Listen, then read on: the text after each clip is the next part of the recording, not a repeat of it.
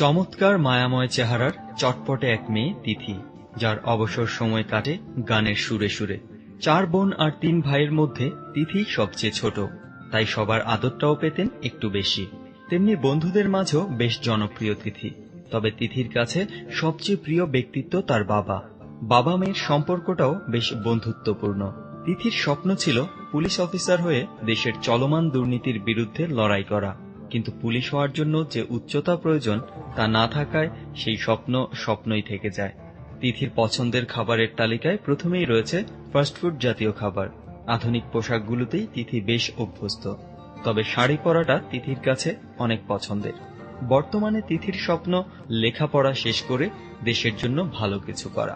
যে তিথির স্বপ্ন দেশের জন্য ভালো কিছু করা, সেই তিথি কি আজ ভালো আছে? সেই প্রশ্নের উত্তর নিয়ে আজ তিথি হাজির হয়েছেন যাহা বলিব সত্য বলিবর মঞ্চে।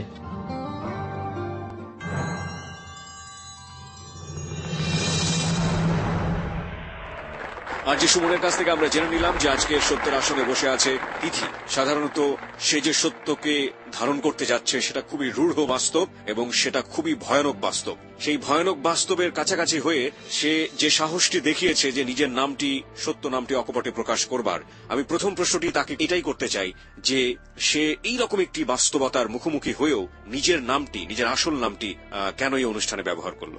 তিথি, আমি যেটা আপনার কাছ থেকে জানতে চাইবো যে আপনার যে বাস্তবতা সেটা তো আমরা জানি, আমাদের টিম মেম্বাররা কিছুটা হলেও জানে, আমাদের শ্রোতারা একটু পরে পুরো ব্যাপারটাই পরিষ্কার হয়ে যাবে। এবং যখন আপনি পরিষ্কার করবেন তখন দেশের লাখো মানুষ জেনে যাবে যে এই তিথি আসলে কোন তিথি, কারণ পত্রপত্রিকায় আপনাকে নিয়ে বিভিন্ন রিপোর্ট বের হয়েছে।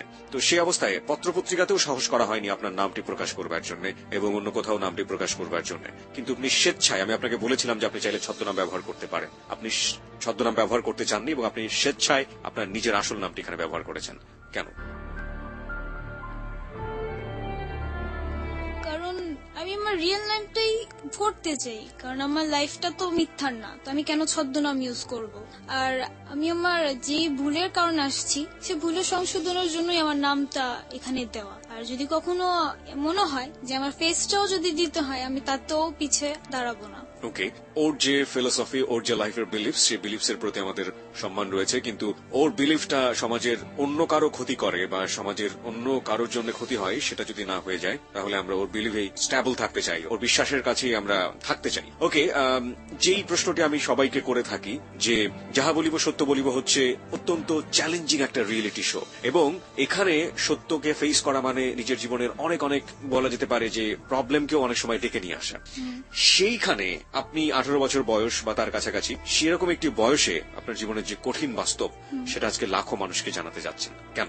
কারণ আমি যে ভুলটা করছি সেটা যেন আর কোনো মেয়ে না করে, কারণ আমি ভুলের জন্য যেই শাস্তি পেয়েছি সেটা আমার জন্য অনেক বেশি। আমি চাই না আমার মতন ভুল করে অন্য কোনো মেয়ে এরকম কোনো শাস্তি পাক, কারণ আমার ফিলিংসটা কেউই বুঝবে না, আমি শুধু বুঝতে পারতেছি যে কতটা কষ্ট আর কতটা যন্ত্রণা নিয়ে আমি বেঁচে আছি। সেটার মধ্যে যদি কোনো মেয়ে পড়ে, সে বুঝতে পারবে যে সেটা কত বড় একটা যন্ত্রণা। তো আমি চাই সেই মেয়েদের বলতে যে তারা যেন এরকম ভুল কখনো না করে।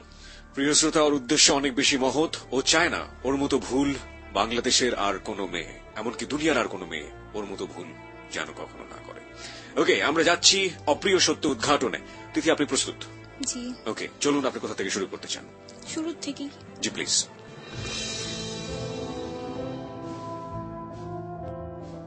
আমি ক্লাস 8-এ তখন উঠি, তখন একটা পর্যায়ে একটা ছেলের সাথে আমার পরিচয় হয়, ফার্স্ট তাকে আমি দেখি। ওকে।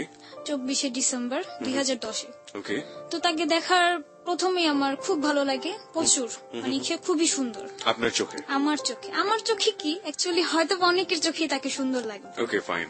তারপর সে আমাকে দেখার পর সেও আমার দিকে তাকিয়ে থাকে প্রায় 2-3 মিনিটের মতো। মনে হয় আমার লাইফে কোনো ছেলের দিকে আমি তাকিয়েছিলাম ক্লাস 8-এ পড়া অবস্থায়। হ্যাঁ। ওকে। কজ আমার এর আগের লাইফটা, আমার যদি কেউ আমাকে জিজ্ঞেস করতো যে তোমার বয়ফ্রেন্ড কে, আমি বলতাম আমার বই আমার বয়ফ্রেন্ড।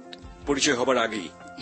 মানে যদি কখনো, মানে এর আগে আমার রিলেশন হওয়ার আগে। সেটাই বলছি যে ছেলেটার সাথে রিলেশন হবার আগে আপনি এরকম ভাবে পরিচয় দিতেন সবার কাছে, মানে বলতে ভালো লাগতো আপনার, তাই তো? হ্যাঁ, হ্যাঁ। তারপর? কারণ আমি আমার পড়াশোনাটাকে আমার নিজের জিনিসটাকে আমি খুব বেশি দিতাম গ্রহণ।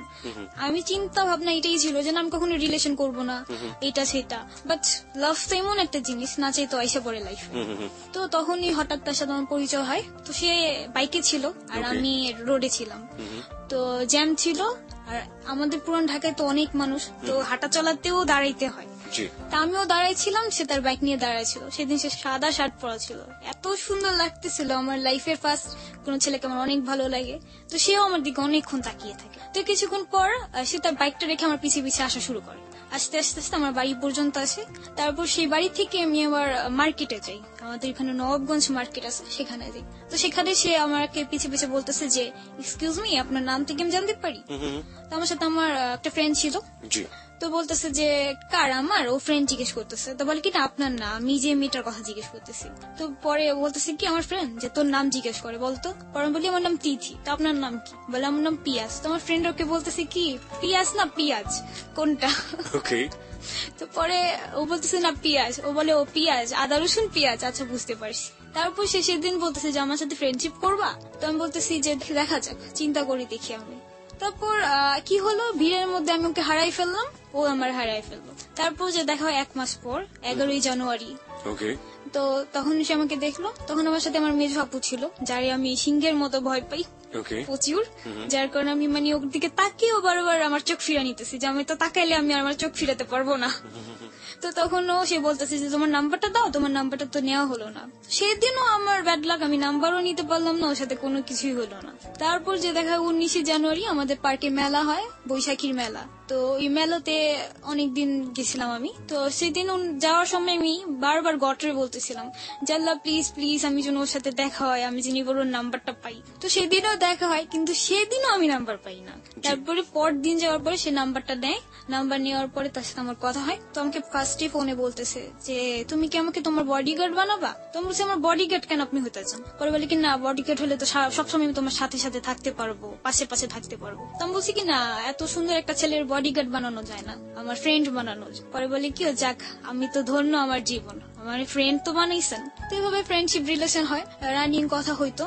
তো ফার্স্ট একদিন 4ই ফেব্রুয়ারি সে আমাকে বলতেছে যে তিথি আমি একটা মেয়েরে পছন্দ করি। তো আমি বলতেছি যে মেয়েরে পছন্দ করো কেন? তুমি তো বলছো যে তোমার লাইফে আমি ছাড়া অন্য কোনো মেয়ে নাই। মানে একটু খুবই ফার্স্ট যাচ্ছে আমরা, মানে আপনি থেকে আপনি তুমিতে চলে এসেছেন, তার মানে মাঝখানে আপনাদের কথোপকথন হয়েছে, বা এক ধরনের বলা যেতে পারে যে মেন্টাল আন্ডারস্ট্যান্ডিং গ্রো করেছে দুজনের মধ্যে, রাইট? একটু প্রশ্ন করতে চাই আপনাকে, আমাদের শ্রোতারা অনেকেই একটু কনফিউজ হয়ে যাবেন, যে ছেলেটিকে আপনার এত ভালো লাগতো, তার পরিবার সম্পর্কে, সে কোথায় থাকে বা কি করে, এগুলো কি আপনি জানতেন? হ্যাঁ, সে আমাদের এলাকারই ছেলে, আর তারা হচ্ছে এক ভাই এক বোন। মানে আপনি এটা আগে থেকেই জানতেন মোটামুটি? হ্যাঁ, কার কাছ থেকে? তার কাছ থেকে আপনি তার জেনেছেন? থেকেই জানা হয়। আর এমনি কি ছোটবেলাতে আপনি এই যে ভালো লাগার যে ব্যাপারটা ঘটলো, তার আগে কি কখনো আপনি তাকে দেখেছেন আপনার এলাকায়? না না, তখন প্রথমে দেখেছেন? হ্যাঁ প্রথমে। সে মানে তখন আমাদের এলাকায় ফার্স্ট আসে, তার আগে তার গ্রামের বাড়ি হচ্ছে যশোর, সেখানে ছিল। ওকে। তো এছাড়াও আমি ছোট থেকে ভাবতাম যে আমি যখন প্রেমে পড়বো তখন অনেক কিছু আমার মাঝে কাজ করবে, যেটা ওনার ক্ষেত্রে আমার হয়েছে। যে সে আমার সামনে আসলে মনে হইতো যে আমার আশেপাশে কেউ নেই, শুধু ওই আর আমি ছাড়া। অনেক কিছু ফিল করতো, হার্টবিট সরা শুরু করতো। আর যেটা মেনলি হচ্ছে যখন আমি প্রেমে পড়ি তখন আমার কানের সামনে সবসময় একটা গান বাজতো। সেটা মানে গান বাজুক আর না বাজুক, আমার কানে বাজতো, আমার মনে বাজতো। কি গান বাজতো? সেটা হচ্ছে যে হো গায়া হে তুঝকো তো প্যার সাজিনি, লাখ কার লেন কার সাজিনি, এই গানটা। ওকে ওকে। এই গানটা কেউ গাইতে পারতো? না না, ও গাইতো না, বাট আমি যখন বুঝতে পারি যে না হ্যাঁ আমার তাকে ভালো লেগে গেছে বা কিছু, তখন আমি নিজেই সারাদিন গাইতাম। ওকে, আপনি ক্লাস 8-এই ছেলেটার প্রেমে পড়ে গেলেন, এবং এটা আসলে আপনাদের দুজনের ক্ষেত্রে আপনি থেকে তুমিতে আসার ক্ষেত্রে খুব বেশি সময় লাগার কথা না, কারণ দুজনের মনে যেহেতু দুজনের জন্য একটা জায়গা তৈরি হয়ে গেছে পরিচয় হওয়ার আগেই, শুধুমাত্র দেখেই আমরা বলতে পারি। তো তারপর তুমি থেকে রিলেশন, হ্যাঁ বুঝতে পারছি যে আমি তাকে লাভ করি। তো তারপর 4ই ফেব্রুয়ারি কথা বলতেছিলাম, জি। সেদিন সে আমাকে বলে যে আমি একটা মেয়েকে পছন্দ করি, বাট আমি তাকে প্রপোজ করতে পারছি না। তো কিভাবে প্রপোজ করবো আমার একটু বলো তো। তো আমি বলছি যাও মেয়েটার সামনে যে ডাইরেক্ট বলো মেয়েটারে যে আমার তোমাকে ভালো লাগে, তোমার কি আমাকে ভালো লাগে কিনা। ওকে। তো সেদিন ওর সাথে ফার্স্ট আমার বাহিরে যাওয়া। পিয়াস হচ্ছে ওর নাম, যার সাথে আপনি প্রথম বাইরে যাচ্ছেন। প্রিয় শ্রোতা, আমরা আপনাদেরকে বলতে চাই, আপনারা শুনছেন জেবিএসবি, অর্থাৎ যাহা বলিব সত্য বলিব, এবিসি রেডিও FM 89.2। আমাদের আজকে যিনি অতিথি তিনি হচ্ছেন তিথি। তিথির জীবনের যে হিডেন ট্রুথ, অপ্রকাশিত সত্য, অপ্রিয় সত্য, সেগুলো একটু একটু করে আজকে এক্সপ্লোর হবে এখানে। তবে তার আগে আপনাকে বলতে চাই, আপনি চাইলে মুহূর্তে চলে আসতে পারেন। তিথিকে নিয়ে আমরা বিভিন্ন কিছু লিখছি আমাদের আমাদের ফেসবুকে, আমাদের স্ট্যাটাস থেকে শুরু করে ও সম্পর্কে যাবতীয় তথ্য এবং আপডেট দেওয়ার চেষ্টা করছি আমাদের ফেসবুকে। আমাদের ফেসবুকের ঠিকানা www.facebook.com/abcradiofm89.2। আপনি এখানে এসে লাইক দেওয়ার সঙ্গে সঙ্গে আপনি আমাদের জেবিএসবি অর্থাৎ যাহা বলিব সত্য বলিবর মেম্বার এবং একই সাথে এবিসি রেডিওর ফ্যান হয়ে যাবেন। আর প্রিয় শ্রোতা, আপনাদের সবাইকে বলতে চাই, যাহা বলিব সত্য বলিব মাঝে মাঝে যেটা করবে ঘটনার সত্যতা যাচাইয়ের জন্য এসএমএস পোলে চলে যাবে এবং আশা করছি সবাই সক্রিয়ভাবে এই ঘটনার সাথে সম্পৃক্ত হবেন। এসএমএস পোলে আপনার মতামত জানিয়ে আমাদেরকে বুঝিয়ে দেবেন যে ঘটনার সত্যতা আসলে কোন লেভেলে রয়েছে। কারণ যা আমরা প্রচার করছি তা যদি বিশ্বাসযোগ্য না হয় তাহলে সেখানে আমরা ঘটনাটি থামিয়ে দেই বা ঘটনাটিকে আমরা অন্যদিকে প্রবাহিত করি। সুতরাং পুরো গল্পটি বা পুরো অপ্রকাশিত সত্যটি কিন্তু মোড় ঘোরাতে পারেন আপনি।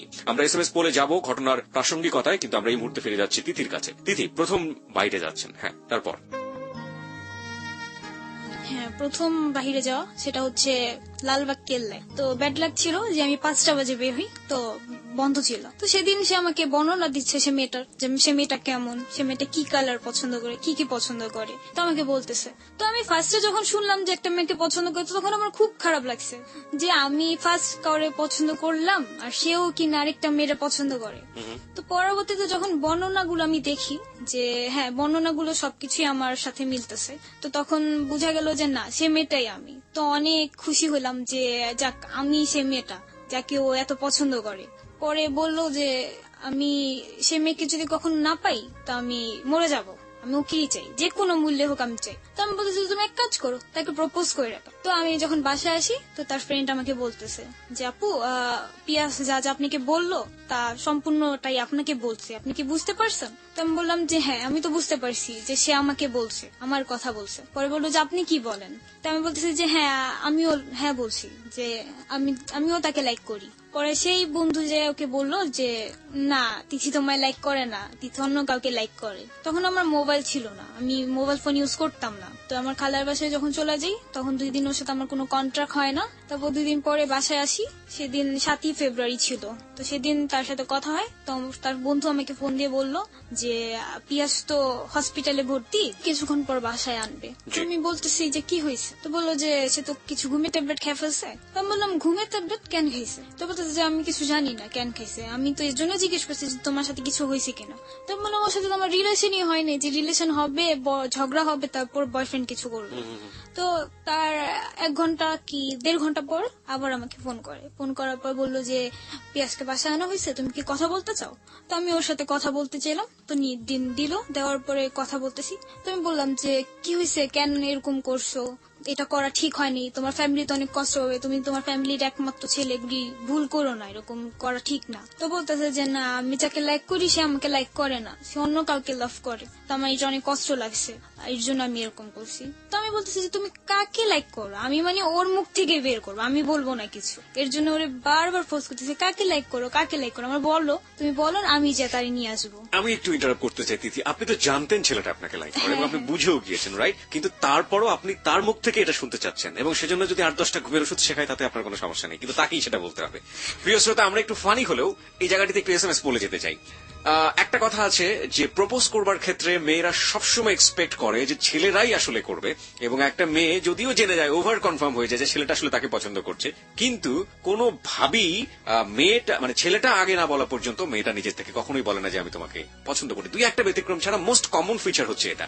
আপনি কি এটা বিলিভ করেন? যদি আপনি বিলিভ করেন তাহলে আপনি লিখবেন ইয়েস, কারণ আমরা বিশ্বাস করি যে প্রত্যেকেরই জীবনে ভালোবাসা এসছে এবং কোনো না কোনো ভাবে প্রত্যেকেই অভিজ্ঞতার মধ্য দিয়ে গিয়েছেন। আমরা একটু জানতে চাই যে এটা সিচুয়েশনটা আসলে কি। আপনি যদি বিলিভ করেন তাহলে আপনি লিখবেন ইয়েস, আপনি যদি বিলিভ না করেন এবং আপনি যদি মনে করেন যে না মেয়েরাই করতে পারে বা মেয়েরাও আসলে 50-50, মেয়েরাও করে ইকুয়ালি, তাহলে আপনি লিখবেন নো, NO, নো লিখে পাঠিয়ে দেবেন 8920 নম্বরে। খুব দ্রুত পার্টিসিপেট করতে হবে, কারণ একটু পরপরই আমরা এসএমএস পোলে যাব এবং আমরা ঘটনার সত্যতা আসলে কোন পর্যায়ে রয়েছে সেটার রেজাল্ট আপনাদেরকে জানিয়ে দেবো। এসএমএস পোল নিয়ে কাজ করছে আরজে সুমন এবং সাউন্ড এডিটর মঞ্জু।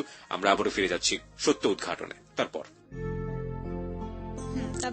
সে তখন অনেক কিছু ফোর্স করার পর বলে কি তুমি বুঝো না, আমি তো তোমাকে লাইক করি, তুমি এত বোকা কেন, তুমি বুঝতেছো তারপর তুমি আমাকে ফোর্স করতেছো কেন, আমাকে ঘুমের ওষুধ খাওয়াচ্ছ? পরে বলতেছি যে এই তো ঠিক হয়েছে, এই এতটুকু কথা বলতে কি তোমার এত কষ্ট করতে হয়? পরে বলতেছে যে তুমি তো আমার কষ্ট দিলা, তুমি যদি বলে দিতে তাহলে কি আর কোনো প্রবলেম হইতো? আমি বলি কি না, আমি তো বলবো না, তোমার মুখ থেকে বের করার জন্য আমি এরকম করলাম। পরে বলতেছি যে আচ্ছা ঠিক আছে, তুমি রেস্ট নাও, পরে কথা বলবো। তো তারপর সে আমার নাম্বারে একটা SMS লিখলো, মানে আই লাভ ইউ নামটা লিখে পাঠাইছে। তো সেটা হচ্ছে মানে একটা একটা অক্ষর করে লিখছে। তো সেটা দেখলাম, তো দেখার পর এত ভালো লাগলো যে ফার্স্ট ভালোবাসার মানুষের থেকে এই ওয়ার্ডটা শোনা। তো তখন ফিলিংসটাও মানে ওরকম যে এত সুন্দর যা বলার মতন না। পরে সে ফোন করলো, ফোন করার পর আমি বলতেছি যে SMS তো বললা, সেটা তো ডাইরেক্ট বলবা না? তো সেদিন সে আমাকে ডাইরেক্ট বললো যে আই লাভ ইউ। ওকে, পিয়াসের বয়সের ডিফারেন্স আমরা একটু জানতে চাই। আপনার সে কত বছরের বড় ছিল সে, নাকি ছোটই ছিল? না না, বড়ই ছিল। এটা আমি ঠিক বলতে পারতেছি না। আপনার আনুমানিক আপনার যে বয়সে থাকে না, এরকম দেখে মনে হয় অনেক সিনিয়র আমার চাইতে, বা দেখে মনে হয় যে আমার যে বয়সে একই পাশাপাশি প্রায়। হ্যাঁ, এরকমই হবে যে আমার পাশাপাশি 2-3 বছরের বড়। 2-3 বছরের বড়। আপনি তখন ক্লাস 8-এ পড়ছেন, তার মানে ক্লাস 10-এ বা হ্যাঁ, ক্লাস 10-এ এসএসসি দিবে, মানে নিউ 10-এ আছে। ওকে, তাহলে তো একেবারেই বলা যায় যে 2 থেকে 2.5 বছরের বড়। হ্যাঁ, তারপর সে SMS এ বললো, তারপর ডাইরেক্টও বললো। তো ডাইরেক্টলি বলার পর আমাকেও বললো যে তুমি বলো, তুমি কেন বলবা না? তো আমিও তাকে উত্তরটা দিলাম। তো সেদিন ফার্স্ট কাউকে বলছি আই লাভ ইউ টু, তো অনেক ভালো লাগলো প্রচুর। তারপরে এইভাবে আমাদের রিলেশনটা চলতেছে। আর তার এক সপ্তাহ পরেই হচ্ছে ভ্যালেন্টাইন্স ডে। ভ্যালেন্টাইন ডে, ওকে, ভালোবাসার দিবস। ভালোবাসার দিবস। তো এভাবে এক সপ্তাহ ভালো কথা চললো। তো এক সপ্তাহ ভালো কথা, তো ভ্যালেন্টাইন্স ডে দিন সকালে সে আমাকে ফোন দিয়ে বলতেছে যে আমি তোমার সাথে আজকে বের হবো, তুমি কোথাও যাবা না। তো আমি বলছি আচ্ছা ঠিক আছে। তো আমি বললাম যে তুমি কোথায় আছো? পরে বললো যে আমি তো এয়ারপোর্টে আছি, আমার ভাইয়া একটা বাহিরে যাবে, তো আমি এয়ারপোর্ট থেকে এসে আমি তোমাকে নিয়ে যাব বাহিরে। তো তার জন্য আমি রেডি টেডি হইলাম, সুন্দর ড্রেস পরে গোসল করে সাজছি সেদিন অনেক সুন্দর করে। ফার্স্ট বয়ফ্রেন্ডের সাথে ডেট। তো রেডি হইছি, আমার ফ্রেন্ড বের হইছে তাদের বয়ফ্রেন্ডদের নিয়ে, তো আমি তাদের সাথেই বের হইছি। বের হওয়ার পরে মানে আমি ভাবছি যে আমি ওখানে যাই ফোন দেবো। 4টা বাজে বের হইছি আমি। তো 4টা 4:30টার দিকে আমি ফোন দিছি ওরে, তুমি কোথায় আসো? পরে বলতেছে যে আমি আসতেছি, তারও আসতেছি। তো এরকম করলাম 7টা 4:30টা। তো 5টা বাজে তার মোবাইল অফ, তার কোনো খোঁজ নেই। তো সেদিন লাগলো প্রচুর ফাটাফাটি ঝগড়া। সেদিন আমি মনে হয় কাউরে তুই করেও বলছি ওরে যে তুই আমার আর ফোন দিবি না, তোর সাথে আমার কোনো কথা নেই। জীবনের প্রথম ডেট যেটা বলতে পারি আমরা, যে সুইট মোমেন্ট হওয়ার কথা, সেটা প্রথমে এরকম কষ্টের হলো এবং সেই কষ্টের বহিঃপ্রকাশ হচ্ছে প্রচন্ড রাগারাগি। প্রচন্ড রাগারাগি। তো আমাকে বলতেছে যে সরি, আই এম সরি, আমি আর কখনো এরকম করবো না, আই এম সরি, দেখো আমার তো প্রবলেম হয়েছে। তো আমি বলতেছি তুমি ওকে বলতে তো পারতা ফোন দিয়ে, তুই আমার আর ফোনই দিবি না, তুই ফোন রাখ। তো রাগারাগি করে ফোনটা রেখে দিলাম। 2 দিন অনেক কষ্ট লাগতেছে, কেন রাগারাগি করলাম। এখন আমি নিজেই তো থাকতে পারতেছি না, নিজেই তো বুঝতেছি যে কত কষ্ট আমার লাগতেছে, কাঁদতেছি, এটা করতেছি, তাও আমি ফোন দিই না। আমি তাকে ফোন দিই না যে ফোন দিয়ে আমি বলবো না। 2 দিন পর সে নিজে আমার ফোন দিছে, ফোন দিয়ে বলতেছে আচ্ছা যা হয়েছে বাদ দাও না, ভুলা যাও, করো, আমার অ্যাকসেপ্ট করে নাও, আবার আমি আর এরকম করবো না। তো পরে আবার মেনে নিলাম। এভাবে 1 মাসের মতো রিলেশন ছিল আমাদের। তখন খুব সুন্দর মুহূর্ত, খুব সুন্দর সুন্দর কথা হতো, অনেক ভাবে কথা হইতো। ওর ফ্রেন্ডরা আমার ভাবি ডাকতো, যে ওরে যে বলতো রাস্তায় যদি দেখতো এই পিয়াস ভাবিরে দেখছি এই জায়গায়, এটাও আমার বলতো।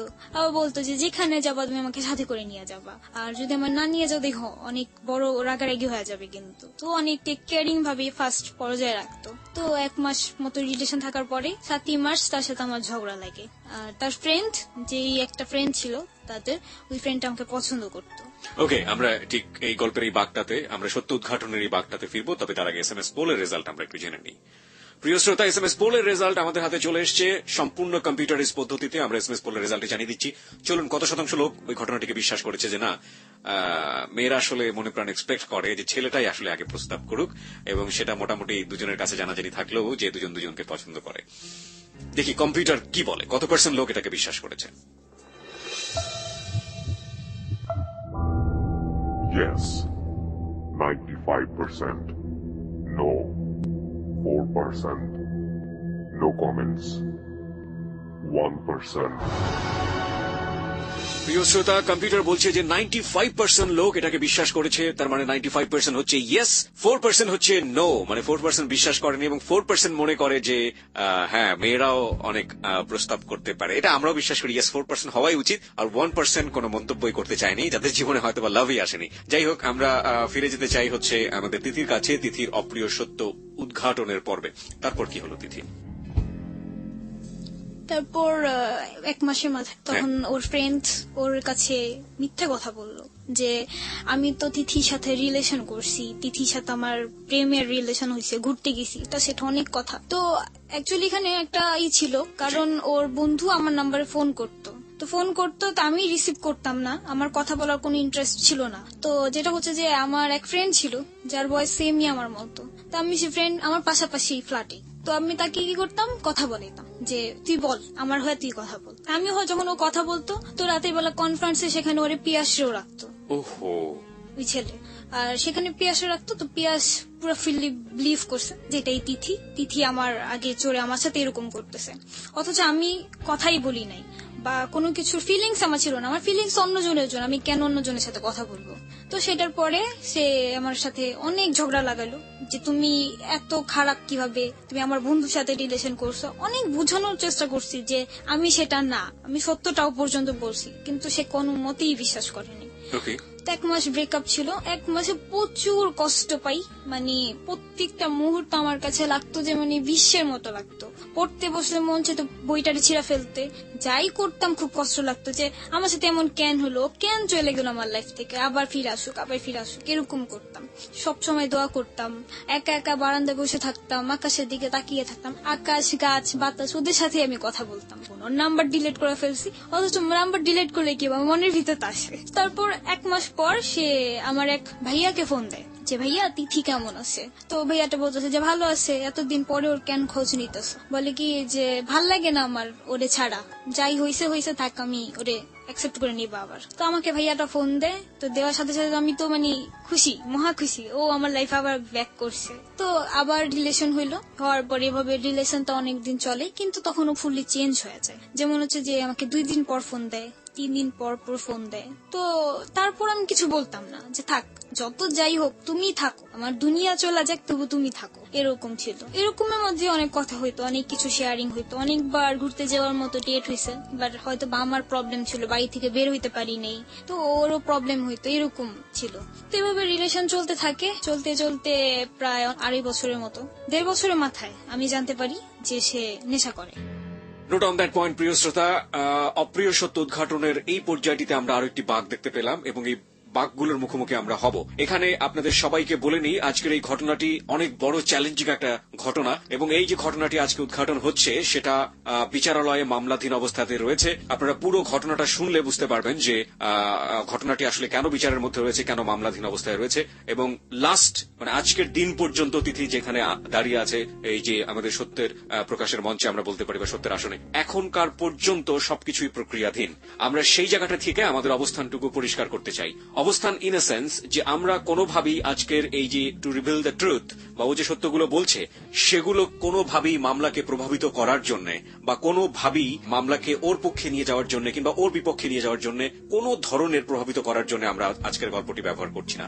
সত্য কিংবা মিথ্যার জায়গাটি যারা প্রশ্নবিদ্ধ করবেন, যারা জাজমেন্টে থাকবেন তাদের উপরই এটা ন্যস্ত, এবং এটা শেষ পর্যন্ত বিচার বিভাগ থেকে যে রায়টি দেয়া হবে সেই রায়টি আমরা সম্পূর্ণরূপে মাথা পেতে নেব, এই বিশ্বাসটি রেখেই ওর জীবনের যে অপ্রিয় সত্য সেই অপ্রিয় সত্যগুলোকে আমরা এখানে প্রকাশ করছি। আমরা আবারও বলতে চাই, এটি সম্পূর্ণই বিচারালয়ের এখতিয়ার এবং বিচারকে প্রভাবিত করার জন্য বা বিচারকে প্রভাবিত করার কোনো উদ্দেশ্য নিয়ে আজকের এই গল্পটি বা আজকের এই অপ্রিয় সত্যটি প্রচার করা হচ্ছে না। জেবিএসবি অথরিটি অর্থাৎ যাহা বলিব সত্য বলিব অথরিটি এটা বিলিভ করে, আর ওর ব্যক্তিগত জায়গা থেকে কি বিলিভ করবে সেটা একান্তই ওর ব্যক্তিগত ব্যাপার। হ্যাঁ, আমি এবার আসতে চাই আপনার কাছে। তারপর তো 1 বছর রিলেশনের মাথায় জানতাম, সবাই বলতো যে তুমি যে ছেলেটার সাথে রিলেশন করছো সে তো সব ধরনের নেশা করে। তো তার প্রেমে এতই বেশি অন্ধ ছিলাম যে মানে কিছুই বিশ্বাস করতাম না। তো মাঝে মাঝে যেই আমাকে ওর বিষয়ে কিছু বলতো তো অনেক রেগে যেতাম যে এটা আমার ব্যক্তিগত ব্যাপার, ও যা মন চায় তাই করুক, তবুও আমি তাকে মানবো, তো তোমাদের কি। তা আমি সেটা বিশ্বাসই করতাম না। তো 1.5 বছরের মাথায় ওরা জিজ্ঞেস করলাম যে তুমি কি এরকম কিছু করো, নেশা বা কিছু এরকম কিছু ড্রাগ জাতীয় কিছু নাও। তো সে কিছুক্ষণ চুপ থেকে আমাকে বলতেছে যে হ্যাঁ আমি নেই। তো আমি বললাম কি নাও। পরে বললো যে আমি ইয়াবা খাই আর মদ মানে ড্রিঙ্কস করি। তো আমি যতটুকু জানি যে ও সব ধরনের নেশা করে, প্যান্সিডিল, গাঁজা, ইয়াবা এগুলি সব খায়, ট্যাবলেট। তো পরে স্বীকার করার পরে তখন তো পুরাই মানে মনে হচ্ছিল যে আমার পায়ের নিচের থেকে মনে হয় মাটি চলে গেছে। তো তখন চিন্তা করতেছি যে যেই ধরনের ব্যক্তিগুলোকে আমি এত ভয় পাইতাম আজকে সেই ব্যক্তির সাথে আমার রিলেশন হয়েছে আর তার সাথে আমি একসাথে চলতেছি পথে। তো পরে আমাকে বলতেছে যে আমাকে তুমি ক্ষমা করে দাও, আমি তোমার জন্য ভালো হয়ে যাবো, এটা সেটা অনেক কিছু বললো। তো আমি তার কথাটা মেনে নিলাম যে আচ্ছা ঠিক আছে, হয়তো বা সে ভালো হবে। তো এইভাবে রিলেশন চলতে থাকে। সে তখন আরো চেঞ্জ হয়ে যায়, 1 মাস পর আমাকে ফোন দেয়। তো আমিও কখনো ফোন দিতাম না, মাঝে মধ্যে ফোন দিতাম তো সে রিসিভ করতো না, দিতে থাকতাম রিসিভ করতো না, কিছু করতো না।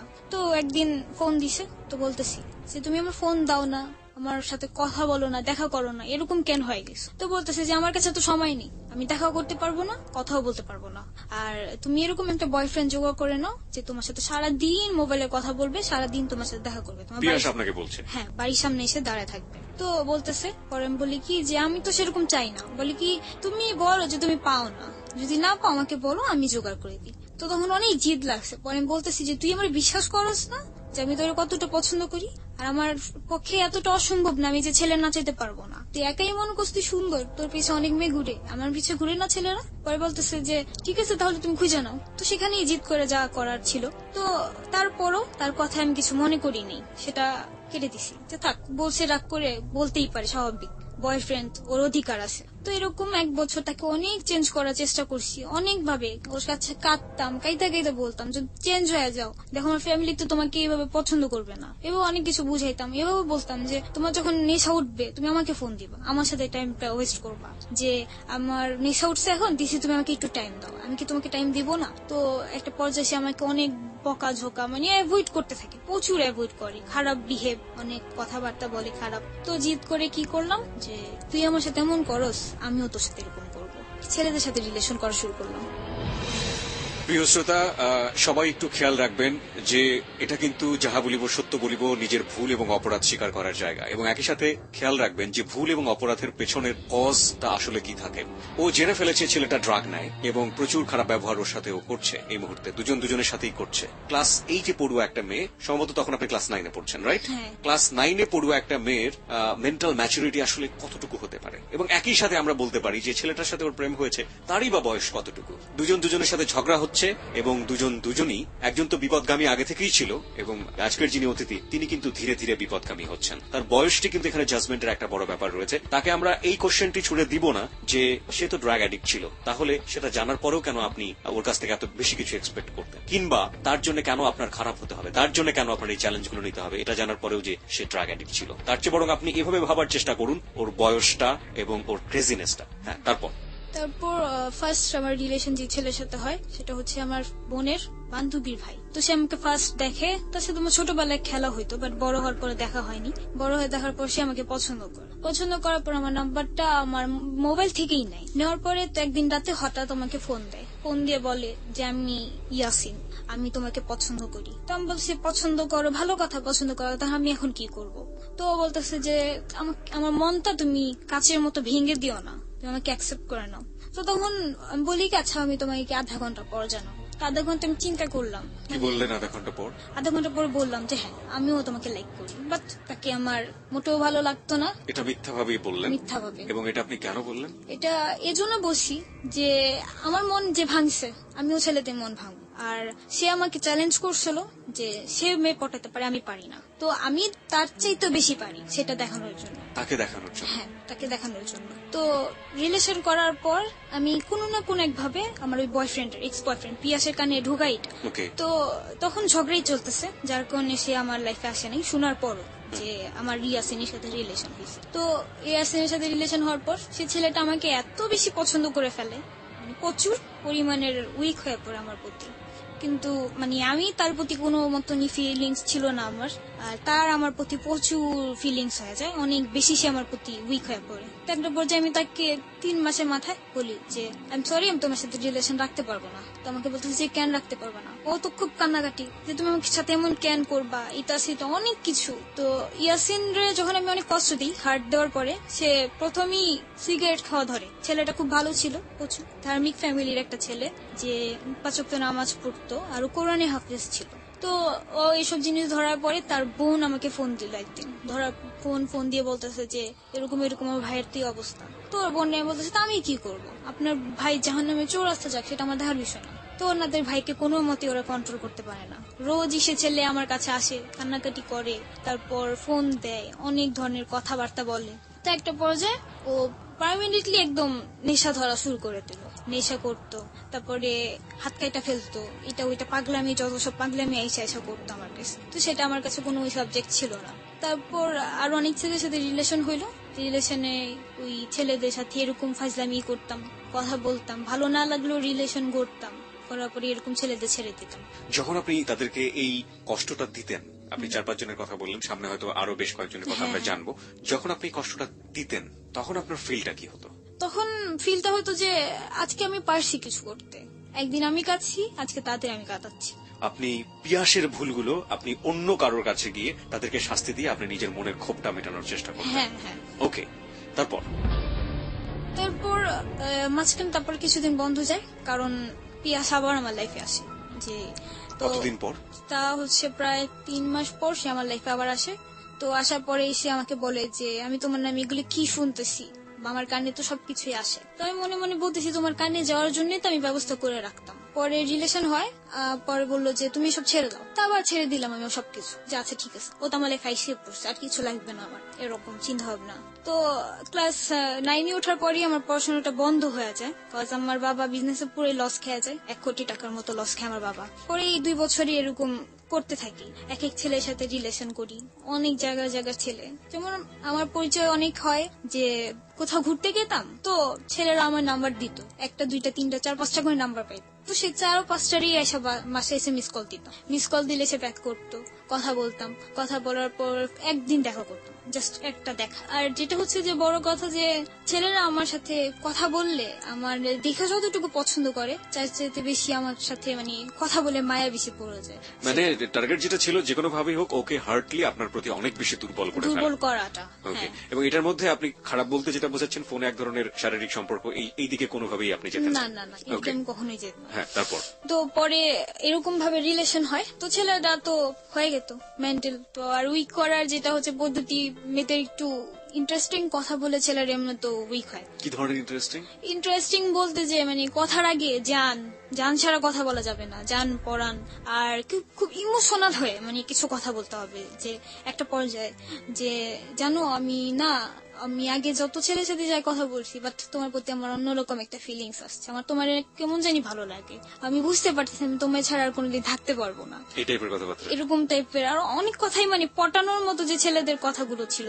এখানে আমরা একটু ক্যাশন দিতে চাই, ক্যাশন মানে সতর্কীকরণ। সেটা হচ্ছে আপনার গার্লফ্রেন্ড যদি আপনাকে এই ধরনের কথা বলে, আপনি দয়া করে তাকে সন্দেহ করবেন না, কারণ সবাই কিন্তু তিথির মতো ঘটনার মধ্য দিয়ে যাননি। সুতরাং এই টাইপের কথাবার্তা বললে আজকে যে ছেলেরা জেবিএসবি অর্থাৎ যাহা বলিব সত্য বলিব শুনছেন, তারা কনফিউজ হয়ে যাবেন যে না, শেষ পর্যন্ত শোনার পরে তিথির মতো আমার সাথে হচ্ছে কিনা। আপনি কি প্রত্যেককে এভাবে বলে দিতেন যে আমি তোমার সাথে একটা চিট করেছি এভাবে, নাকি প্রত্যেককে আলাদা আলাদা ফরম্যাটে শাস্তি দিতেন?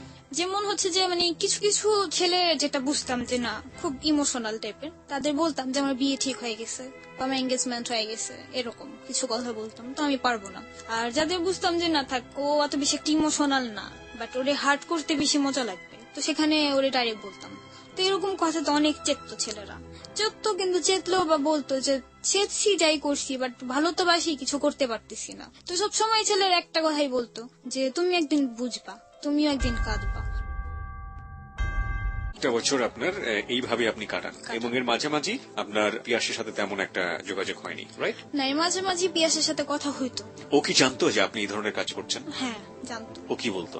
ও অনেক চিলাচিলি করতো যে এগুলা করুন, এগুলো ছেড়ে দাও, এটা সেটা। আমি তো আসি, কিন্তু মানে সে থাকলো বা কি, আমি যে কষ্টটা পাইছিলাম, মানে ও যে আমাকে যেভাবে আঘাত করতো, যে একটা মানুষকে সরাসরি আঘাত দেওয়াটা চেতে তিলে তিলে মারাটা খুব বেশি খারাপ, আর সে আমাকে তিলে তিলে মারতো। যেমন তার নামে অনেক কথা আমি মানুষের মুখে শুনতাম, অনেক খারাপ লাগতো।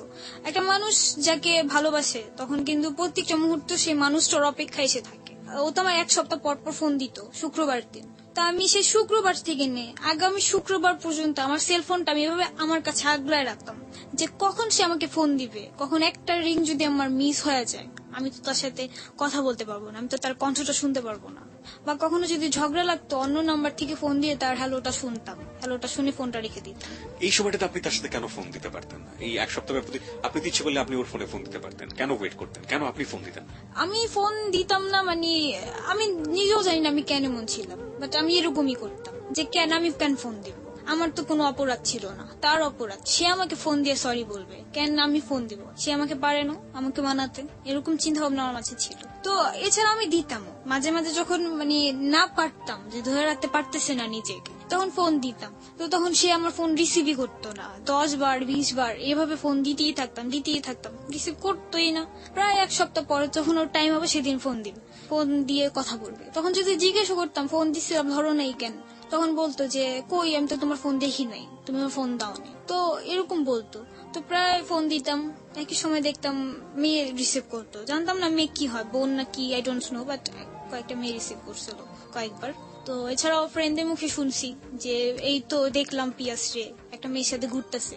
ইভেন আমার বড় বোন যে মানে আমার বড় যে, তার সাথে আমি কিছু শেয়ারিং করতাম কিছু কথা, তো ওরেও বলতাম। তো প্রায় বাহিরে বের হলে বলতো যে আমি আজকে না পিয়াসরে দেখছি, তো পিয়াস আমায় দেখে মানে লুকায় গেছে। তো কথাগুলো শুনতাম তো অনেক খারাপ লাগতো যে আমার বয়ফ্রেন্ডের মানুষ দেখতেছে, তো আমার নিজের একটা ইনসাল্ট যে কেমন যে তিথি রিলেশন করে, কেমন ছেলের সাথে রিলেশন করছে যে 1000টা মেয়ের সাথে রিলেশন করে। তো এইসব জিদি মানে যেটা কাজ করতো যে অন্য ছেলেদের প্রতি, যে আমি যদি আজকে তাদের শিক্ষা দিতে পারি তার অন্য কোনো মেয়ে শিক্ষা দিবে না, আমার মতো কষ্ট কেউ পাবে না। তখন মানে ওই কষ্টটি আমার কাছে অনেক বড় লাগতো, প্রচুর বিশাল বড়, যা আমি মহা বড় কষ্টে পড়ে গেছি।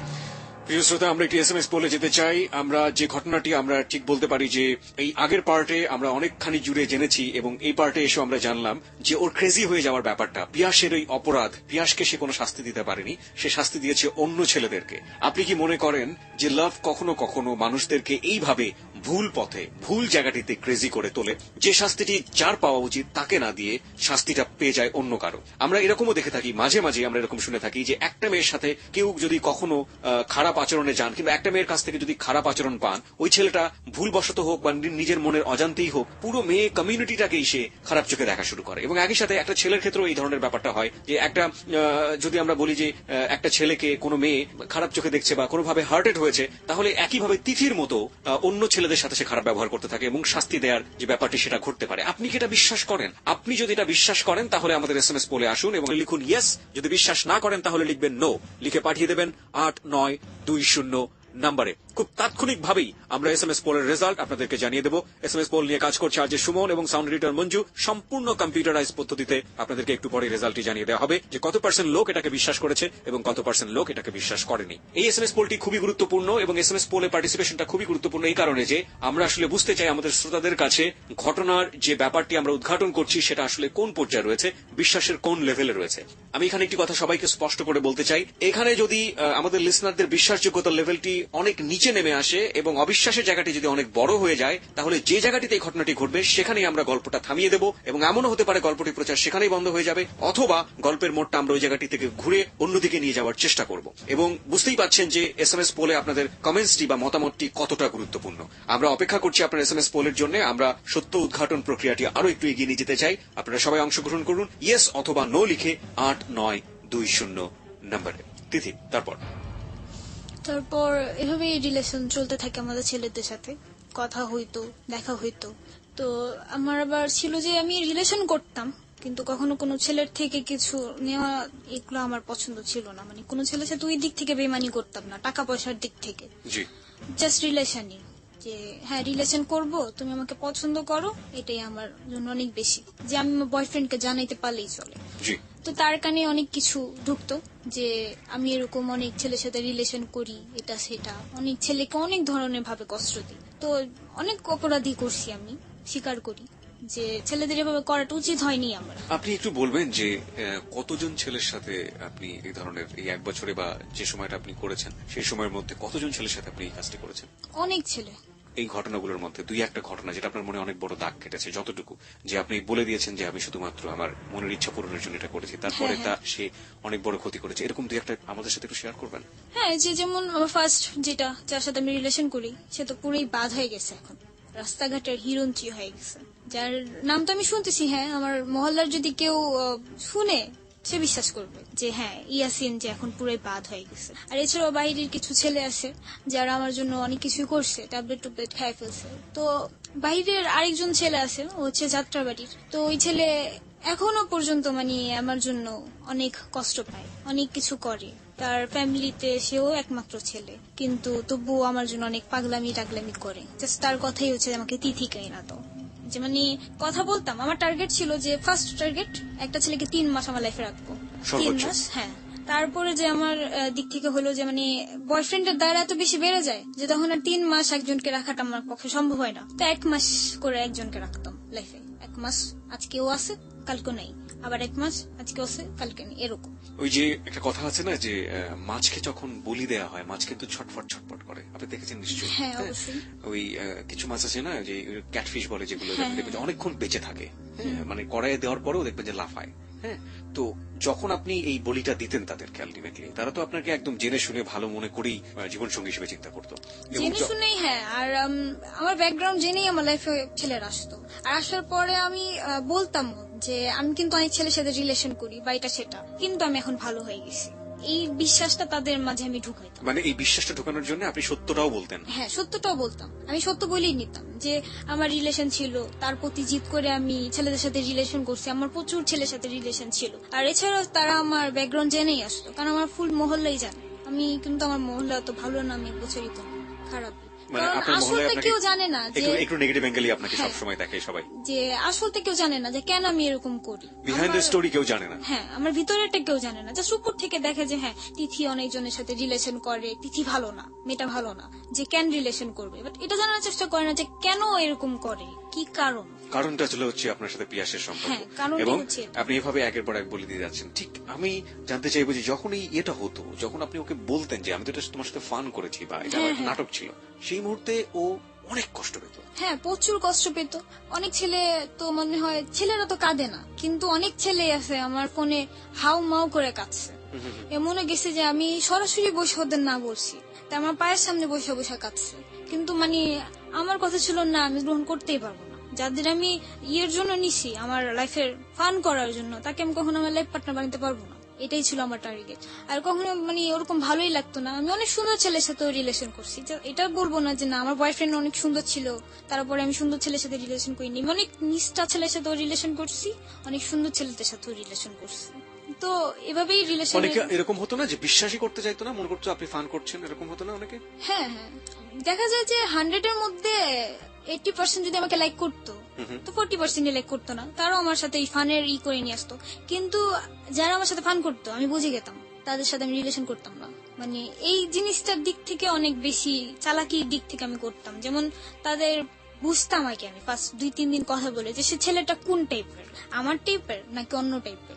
যদি আমি বুঝতে পারতাম যে না সে ছেলেটা আমার টাইপের না, তার লাইফের ফার্স্ট লাভই আমি হব বা সেকেন্ড লাভ আমি হব। যেমন যে সে একটা টার্গেট করছে যে আমার এই গার্লফ্রেন্ড চলে গেছে, তো আমি ওই গার্লফ্রেন্ডকে ভালোভাবে রাখবো। আর যেটাকে বুঝতে পারতাম যে না এই যে আমার মতো ছেঁচড়া পোলাপান যেগুলি, যে একটা ধরবো আর একটা ছাড়বো, তাদের সাথে রিলেশন করতাম না। না ভাই, আমি কথা বলবো না, চলে যাও। প্রিয় শ্রোতা, তিথির একটি ছবি আমরা এই মুহূর্তে তিথির পারমিশন নিয়ে আমাদের ফেসবুকে দিতে চাই। আপনি কি আমাদেরকে অনুমতি দেবেন যে একটা ছবি যেটাতে আপনার কোনো ক্ষতি হবে না, এরকম একটা ছবি আপনি পারমিশন দিবেন যে আমাদের ফেসবুকে দেবার জন্য? হ্যাঁ, যদি আমার কোনো প্রবলেম না হয় তো অবশ্যই। ওকে, আমরা একটা ছবি, তিথির ছবি আমরা আমাদের ফেসবুকে দিচ্ছি। আপনারা চাইলে ওখানে এসে একটু এসেন্স পেতে পারেন এই গল্পের প্রয়োজনীয়তার প্রেক্ষাপটে। আমাদের ফেসবুকের ঠিকানা www.facebook.com/abcradiofm89.2। আমি আবারও বলছি www.facebook.com/abcradiofm89.2। ওখানে যাবেন, যাওয়ার পরে আপনি লাইক দেবেন, লাইক দেবার সঙ্গে সঙ্গে আপনি আমাদের যাহা বলিব সত্য বলিব অর্থাৎ জেবিএসবি এবং একই সাথে এবিসি রেডিওর মেম্বার এবং ফ্যান যাই বলি না কেন সেটা হয়ে যাবেন। ঠিক আছে, আমরা ওই জায়গাটা থেকে আবারও ফিরি। যদিও কখনো জাগতো তো সে আবার আমার লাইফে আসতো, যখন আমি একটা চিন্তা করতাম যে না সবকিছু ছেড়ে নতুন করে একটা জীবন করবো, একটা ছেলেকে চুজ করে নেব, একজন কিছু তো কি হয়েছে আরেকজনকে নেব, তো তখনই সে আমার লাইফে আবার আসতো। পিয়াস, হ্যাঁ, পিয়াস আবার আসতো। যে আমি এমন ওর প্রেমে এতই পাগল ছিলাম যে মানে জাস্ট ও যদি হ্যালোটা আমাকে বল, ওর হ্যালো শোনার পর আমার দুনিয়া আমি ভুলে গেতাম, যে দূর আমার দুনিয়া কই আছে, সব বাদ, ওই আমার সবকিছু। ও আমার সামনে দাঁড়ালো, মনে হয় আমি ওর যে আমাকে কত কষ্ট দিছে, কত যে আঘাত করছে, তো সবকিছু ভুলা মনে হইতো যে না থাক, আবার ওর সাথে রিলেশনটা করি, ওর তো আমি অনেক ভালো লাগে, ওর আমি অনেক ভালোবাসি। তো তখন আবার রিলেশন করতাম, ও একই কাজে আমার সাথে করতো, কিছুদিন কথা বলতো, তারপর শেষ বন্ধ করে দিত।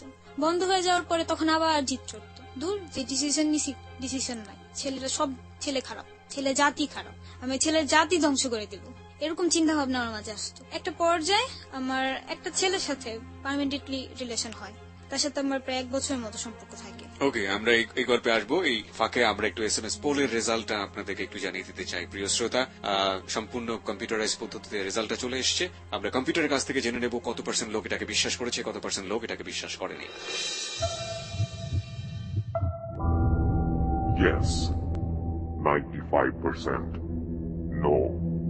4%. No comments. 1%.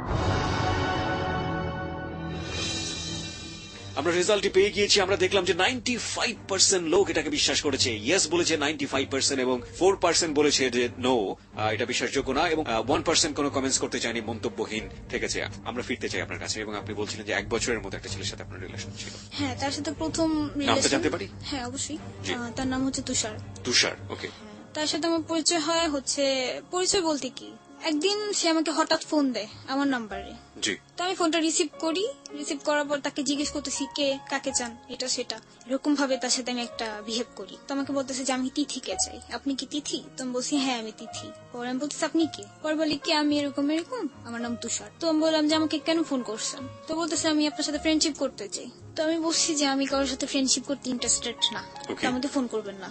পরে ফোনটা আমি রেখে দিছি। জি। সে আবার ফোন দিছে, কেটে দিচ্ছি, ফোন দিতে আছে। তো রিসিভ করে তাকে অনেক ঝাড়াঝাড়ি করলাম, এই আমরা ফোন দিতেছেন কেন? ফোন দিতে না বলছি না, আমি কারোর সাথে ফ্রেন্ডশিপ করবো না, তো আমি ইন্টারেস্টেড না। তো আমাকে বলতেছে যে ছোটবেলায় কি জন্মের পর আপনার মা আপনাকে মধু খাওয়ায়নি? তো আমি বলি কি না, আমার মা মধু খাওয়ায়নি, আমার কাঁচামরিচ খাওয়াইছে। বলে কি এর জন্য তো কথা এত ঝাল? আমি বলি কি হ্যাঁ ভালো হয়েছে ঝাল। তো আপনার কি? এবার ফোন রাখেন।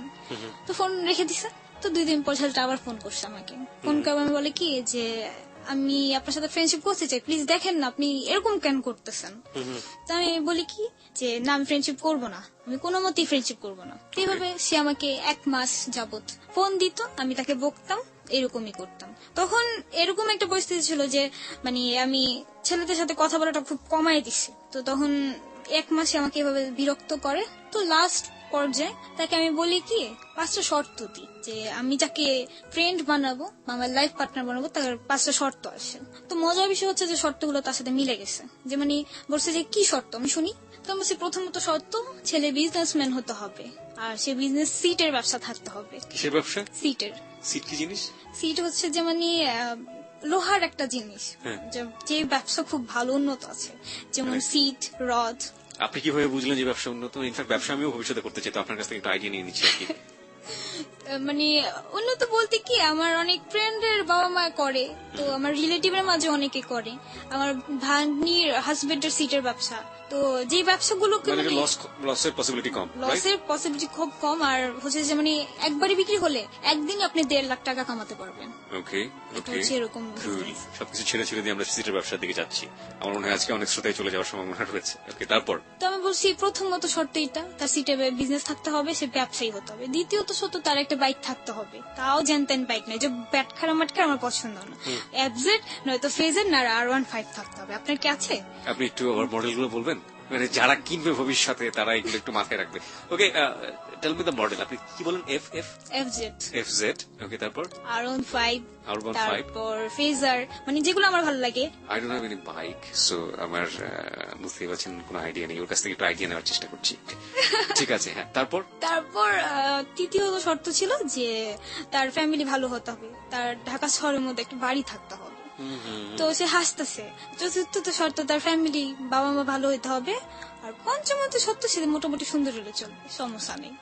তো কিছুক্ষণ পরে যে বলে যে ম্যাডাম আপনার কথা বলা শেষ হয়েছে? আমি বলি হ্যাঁ শেষ হয়েছে। এবার বলেন এই শর্ত তো অবভিয়াসলি আপনি মানতে পারবেন না, কারণ আপনি যা যা বলছি এর মধ্যে যে কোনো একটা হয়তো বা আপনার কাছে নেই। আচ্ছা, আমাকে একটু বলবেন যে ও কি যখন আপনার সাথে কথা বলতো পুরান ঢাকায় ভাষায় বলতো নাকি একদম নর্মাল সাধারণ ভাষায় বলতো? পুরান ঢাকা। পুরান ঢাকা। পরে বলতেছে যে 5টা শর্ত আপনি আমাকে দিলেন, সে 5টাই আমার মাঝে আছে। তো বলতেছি মানি? বলে হ্যাঁ, আমি একজন বিজনেসম্যান, আমার সিটেরই ব্যবসা, আমার হুন্ডাও আছে, আর এফজেডই আমার হুন্ডা, যেটা আপনার পছন্দের।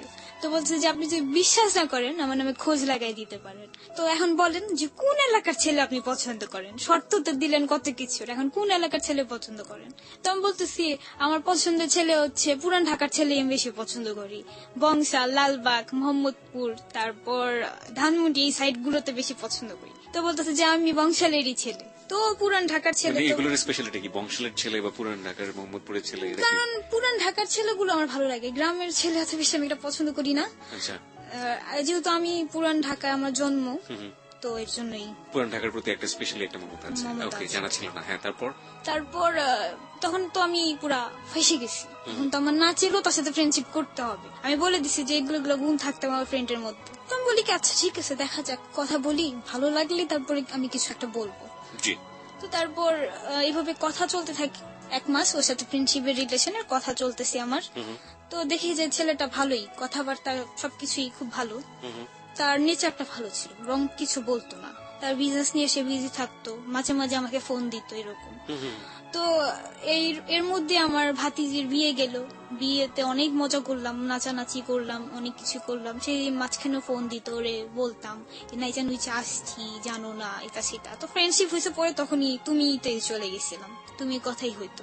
তো তারপর একদিন রাত্রে কথা বলতেছি, তো হঠাৎ করে সে আমাকে বলতেছে যে আমি তোমাকে পছন্দ করে ফেলছি, তো তুমি কি আমাকে লাইক করো? তো সে তো আমাকে দেখছে, সে মানে দেখে আমাকে ফোন দিছে। তো আমি বলছি যে না দেখে আবার কারে কেমনে পছন্দ করে? পছন্দ করা যায় নাকি না দেখে? বলি কি হ্যাঁ করা যায়, ভিতর থেকে ফিলিংস আসলে ঠিকই করা যায়। তো পরে একদিন চিন্তা করতেছি বৈশা বৈশা যে না, ছেলেটার মাঝে তো তা সবকিছুই আছে যা আমার পছন্দ, মানে তার ব্যবহার আচার সবকিছু, খুব কেয়ার করে আমাকে, তারপর বিজনেসও করে, সবকিছুই ঠিক আছে। তো চিন্তা করলাম যে যাক, ওর সাথে কথা বলতে থাকি। তো রিলেশন আমি হ্যাঁ বলে দিলাম যে আচ্ছা ঠিক আছে, ওকে, আমিও তোমাকে লাইক করি। এটা কি আপনি মন থেকেই বলেছিলেন নাকি এটাকেও আপনি শাস্তি দেবেন এরকম না না না, ব্যাপার ছিল? সেটা মন থেকে বলছি। So it was your pure second love, আমরা বলতে পারি যে পিয়াসের পরে আপনি আরেকটা ছেলের প্রেমে পড়লেন। প্রেমে পড়ছি কিনা জানি না, মানে তাকে আমার ভালো লাগতো। ভালো লাগতো মানে এটার মধ্যে আপনার কোনো রিভেঞ্জের কোনো ব্যাপার স্যাপার ছিল না, প্রতিশোধ নেওয়ার কোনো ব্যাপার না, স্যাপার না, ছিল না। না? Okay fine. ছেলেটার নাম কি ছিল? তুষার। তুষার, আপনি একটু আগে বলছিলেন। হ্যাঁ, তারপর এভাবে আমাদের 3 মাসের মতো রিলেশন হয়। তো 3 মাস পর আমি আমার এক ফ্রেন্ডের থেকে শুনি যে সে হচ্ছে আমার ফ্রেন্ডের ফ্রেন্ড হয়, Okay. মানে আমার ফ্রেন্ডের বয়ফ্রেন্ডের ফ্রেন্ড। তো তার থেকেই আমার নাম্বার কালেক্ট করা, সে আমাকে দেখছিল ফ্রেন্ডের বাসায়। তো বললো যে আমার বান্ধবী বলতেছে যে তিথি, ও তো তোর টাইপের না। তো বললাম যে আমার টাইপের না বলতে? তো বললো যে তুই যেরকম ছেলেদের সাথে চলাফেরা করতি বা রিলেশন করস, মানে আরো সুন্দর, স্মার্ট, তো ওরকম না। সবকিছু ঠিক আছে, ওর বিজনেস সবকিছু ঠিক আছে, ওর সবই ওকে, বাট ও দেখতে অতটা সুন্দর না, মানে তোর পছন্দ হবে না। ওকে। তা আমি আবার কি, মানে একটু সুন্দর ছেলেদের বেশি উইক ছিলাম, সুন্দরটাই বেশি টু বি দিতাম। অনেস্ট। হ্যাঁ। ওকে। তো আমার কথা ছিল যে আমি একটা আমার বয়ফ্রেন্ড বানাবো, যাই নিয়ে আমি রোডে যাবো, সে যদি সুন্দর না হয় মানুষ কি বলবে, যাই হয় তিথিটা কেমন মেয়ে ছেলে পছন্দ করলো, বা এখনো চিন্তা ভাবনা ওরকমই আছে, বিয়ে যদি করে আমি সুন্দর ছেলে বিয়ে করবো। ওকে। তো এই চিন্তা করে তোর মুখে শুনে আসার পর, বাসায় আসার পর আমি বলতেছি আল্লাহ, ছেলে তো সুন্দর না, ছেলে তো আমার পছন্দের মতো না, তাহলে তো রিলেশন রাখা যাবে না। তো সেই দিন থেকেই তাকে আমি অ্যাভয়েড করা শুরু করি। কিন্তু আমি Okay. তাকে ডাইরেক্টলি বলি না যে তুমি সুন্দর না বলে আমি তোমাকে পছন্দ করি না, মানে এটা চিন্তা করি যে কষ্ট পাবে, এটা সেটা। তো ফার্স্ট একবার তাকে না করে দিই। তো সেদিন অনেক কাঁদতে কাঁদতে আমায় বলতেছে যে পাগলি, তুমি আমার ছেড়ো না প্লিজ, এটা সেটা। সে আমাকে পাগলি নামে ডাকতো। তো সেদিন বলাতে তোর কান্না শুনলে আমি মায়াই লাগতো, আমার কাছে আমার মায়া কাজটা বেশি করতো। আবার বলতাম আচ্ছা ঠিক আছে, যাক আমি শয়তানি করছি, এটা সেটা না, আমিও তোমায় লাইক করি। তো আবার রিলেশন করতাম, এভাবে রিলেশন থাকতো। ও আমাকে অনেক কেয়ারিং করতো, সকালে ঘুম থেকে উঠাইতো, নাস্তা করার জন্য ফোর্স করতো, সবকিছুর জন্য ফোর্স করতো। এভাবে রিলেশনটা আরো আগাইতে থাকে, বাট আমি ওকে অনেক অ্যাভয়েড করা শুরু করি। ওকে তাড়ানোর জন্য আমি আবার আমার লাইফে নতুন করে ছেলে আনা শুরু করি, ছেলেদের সাথে রিলেশন করা শুরু করি। ওকে বাদ দিয়ে আমি ছেলেদের সাথে রিলেশন করতাম, ওকে হোল্ডে রেখে অন্য ছেলেদের ফোনে কথা বলতাম, ওয়েটিং এ রেখে ওর কথা বলাইতাম। তারপর এমনও গেছে যে মানে অনেক ছেলেদের বয়ফ্রেন্ড বানিয়ে ওর সাথে কথা বলেছি, যে আমার তো বয়ফ্রেন্ডই, ওর বয়ফ্রেন্ডে বলতাম যে ছেলেটা আমায় ডিস্টার্ব করে, কিছু বলে দাও তো। তো ওই ছেলে ফোন দিত, আমি ওরা বলতাম এটা আমার বয়ফ্রেন্ড, কথা বলো, এটা সেটা, আমি তোমার পছন্দ করি না, তুমি আমার লাইফ থেকে চলে যাও। তো ওরা কথা বলতো, কিন্তু তবুও ছেলে যাইতো না, অনেক কাঁদতো। তা কাঁদতো যখন আমি বলতাম যে এইসব কান্নাকাটি করো না, তো এরকম অভিনয় কান্না আমিও করতে পারি মোবাইলের মধ্যে, তোমার কান্না চোখের পানি যে সত্যি আমি জানি। পরে বলতেছে যে কি করলে তুমি সত্যি মনে করবে। তো সবসময় একটা ডায়লগ মারতো যে আমার লাভ যদি রিয়েল হয় তুমি একদিন তিথি ঠিকই লাভ করবা, তুমি কিন্তু আমার লাভ না করে যাইবা কই, এরকম বলতো। তো এভাবে অনেক দিন গেল, কিন্তু আমি মানে তখন আর ওর প্রতি মন নাই আমার, যে সুন্দর না, সুন্দর ছেলের সাথে আমি রিলেশন করবো না, সুন্দরী তো আমি মেনে নিতাম, সমস্যা নেই। তো এর জন্য ওর সাথে অ্যাভয়েড করা শুরু করলাম, ওকে অনেক কষ্ট দেওয়া শুরু করলাম। তো অনেক কষ্ট পাইতো, ওর সাথে কথাবার্তা বন্ধ করে দিছি। তো বন্ধ করার পর ওর ফ্যামিলিতে এটা জানাজানি হয়ে গেল যে একটা মেয়ের সাথে রিলেশন আছে। তো ওর ফ্যামিলি থেকে ওর সাথে অনেক রাগারাগি যে তুমি কেন রিলেশন করছো, যার সাথে রিলেশন করছো ই করে ফেলো, ব্রেকআপ করে ফেলো, এটা সেটা। তো ওর এক ফ্রেন্ড ছিল, যে ফ্রেন্ডের দ্বারা ওর আমার সাথে পরিচয়। তো ওর মার কাছে, তুষারের মার কাছে যে ওর অনেক কথা বল যে এই তিথি ভালো না, ও আলতু ফালতু মেয়ে, অনেক ছেলের সাথে রিলেশন করে। তো এর জন্য ওর মা মানে কোনো মতেই আমাকে পছন্দ করতো না। তো তারপরে আমি শুনলাম, ওর থেকে জানলাম যে ও বাড়ি থেকে বের হয়ে গেছে, যে আমার পছন্দের মেয়েকে কেন তুমি পছন্দ করবা না, তো আমি বাসা থাকবো না, আমি চলে যাব। তখন বাড়ি থেকে বের হয়ে গেল। বের হয়ে যাওয়ার পরে অনেকদিন বাইরে ছিল, বাইরে থাকার পর অনেক কষ্ট মষ্ট করে থাকে। আর যেটা হচ্ছে মেন কথা যে ওর এই সিটের বিজনেসেই ওর ফুল ফ্যামিলিটা চলে। তো মানে ওর বাবা হচ্ছে অসুস্থ, হার্টের প্রবলেম আছে, যার কারণে আমার বাবা কোনো কাজ করতে পারে না। তো ওরই ফুল ফ্যামিলিটা চালাইতে হয়। ওরা হচ্ছে 2 ভাই 1 বোন। তো ও যখন বাসা থেকে বের হয়ে যায় তখন ওর ফ্যামিলিটার খুব প্রবলেম হয়ে যায়। তো তখন আবার ওর ফ্যামিলি থেকে করে ঢাকায় নিয়ে আসে। আচ্ছা ঠিক আছে, আমরা মেয়ে বাসায় প্রস্তাব নিয়ে যাবো, আচ্ছা তুমি বলো, সমস্যা নেই। তো সেই মুহূর্তে যখন ওর ফ্যামিলি রাজি হয় তখন সে আমাকে ফোন দিয়ে বলে যে আমার ফ্যামিলিটা ম্যানেজ করছি, এটা সেটা, আমি তোমার বাসায় বিয়ের প্রস্তাব পাঠাচ্ছি। তখন আমি তো আমার মাথায় বাড়ি পড়ে যেন আমি বিয়ে করবোই না, কোনো মতে বিয়ে করবো না রে। তো তখন ওর সাথে আমি আরো করি যে তুমি আমার থেকে অনুমতি না নিয়ে তোমার ফ্যামিলির কেন জানাইছো এই কথা, আমি তো তোমাকে বিয়ে করবো না। তো সে তখন আবার বলে যে দেখো তিথি, আমি অনেক কষ্ট করে ম্যানেজ করছি আমার ফ্যামিলিরে, আমি তোমার জন্য অনেক কিছু করছি যা না করতে হয়েছে আমার এই বছরে যত বছর আমি না করছি, তো তুমি আমাকে এভাবে ছেড়ে দিও না। তো এরকম বলতো। তো সেখানে তারপর আমি ওকে বললাম যে যদি আমাকে বিয়ে করতে যাও তোমার 5 বছর ওয়েট করতে হবে। তো বললো যে কেন, আমি 5 বছর কেন ওয়েট করবো? তো বলতেছি আমি 5 বছর আমার ক্যারিয়ার দাঁড়া করাবো তারপর। তো মাঝখানে আবার কি আমি আমাদের পার্লারের নিজের পার্লার ছেড়ে আমি একটা জব নেই সেন্টার রোড, সেখানে হচ্ছে এক নেত্রীর পার্লারে আমি জব নেই। তো নেত্রীর ছেলে হচ্ছে গান করে। তো কিছুদিন পর ওর এক অ্যালবামটা বের হবে। দ্বিতীয় অ্যালবামটা হচ্ছে সেটা আমার সাথেই বের হওয়ার কথা ছিল। আপনি গানও গাইতে পারেন? হ্যাঁ, আমার ট্রাই ফর আ সং। এই মুহূর্তে ছোট্ট করে আমাদের একটু শোনান তো, আপনি যেটা শোনাতে চান। কি শোনাবো?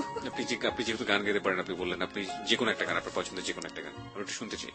আমার পছন্দের যে কোনো একটা। আচ্ছা ঠিক আছে। বাহির বলে দূরে থাকুক, ভিতর বলে আসুক না, ভিতর বলে দূরে থাকুক, বাহির বলে আসুক না। ঢেউ জানো এক নদীর কাছে, গভীর কিছু সেখান আছে, সেই নদীতে নৌকা ভাষায় পরে ভাষাই না, না ডুবাই না ভাষাই, না ভাষাই না ডুবাই। বাহির বলে দূরে থাকুক, ভিতর বলে আসুক না। Well done. আপনি এই কণ্ঠটা আপনার যে ট্র্যাপ ছিল সেই ট্র্যাপে কখন ব্যবহার করতেন? টু বি অনেস্ট, মানে আপনি ছেলেদেরকে পটানোর জন্য বা ছেলেদেরকে শাস্তিগুলো দেওয়ার জন্য, have you ever use that vocal? কিছু কিছু টাইমে করতাম। যেমন অনেকে গান পছন্দ করতো, তো অনেক ছেলেকে এই গান শোনাইতাম। যেমন ও বলতো গান শোনাও, তো গান শোনার পরে বলতো যে ওয়াও তোমার কণ্ঠ তো অনেক সুন্দর, এটা সেটা, মানে গানে আরো বেশি একটু ইমপ্রেস হইত। দ্যাটস ওয়াই প্রিয় শ্রোতা, আমরা এখানে এন্টারটেইন করার জন্য আমরা আসলে ওর কাছ থেকে কণ্ঠটা মানে গান শোনাইনি আপনাদেরকে। আমরা আসলে এটা একটা সত্য উদ্ঘাটনের একটা ছোট পার্ট হিসেবে নিয়েছি এই গানটাকে, কারণ জেবিএসবির যে ধরনের রিয়েলিটি শো এখানে গান যায় না।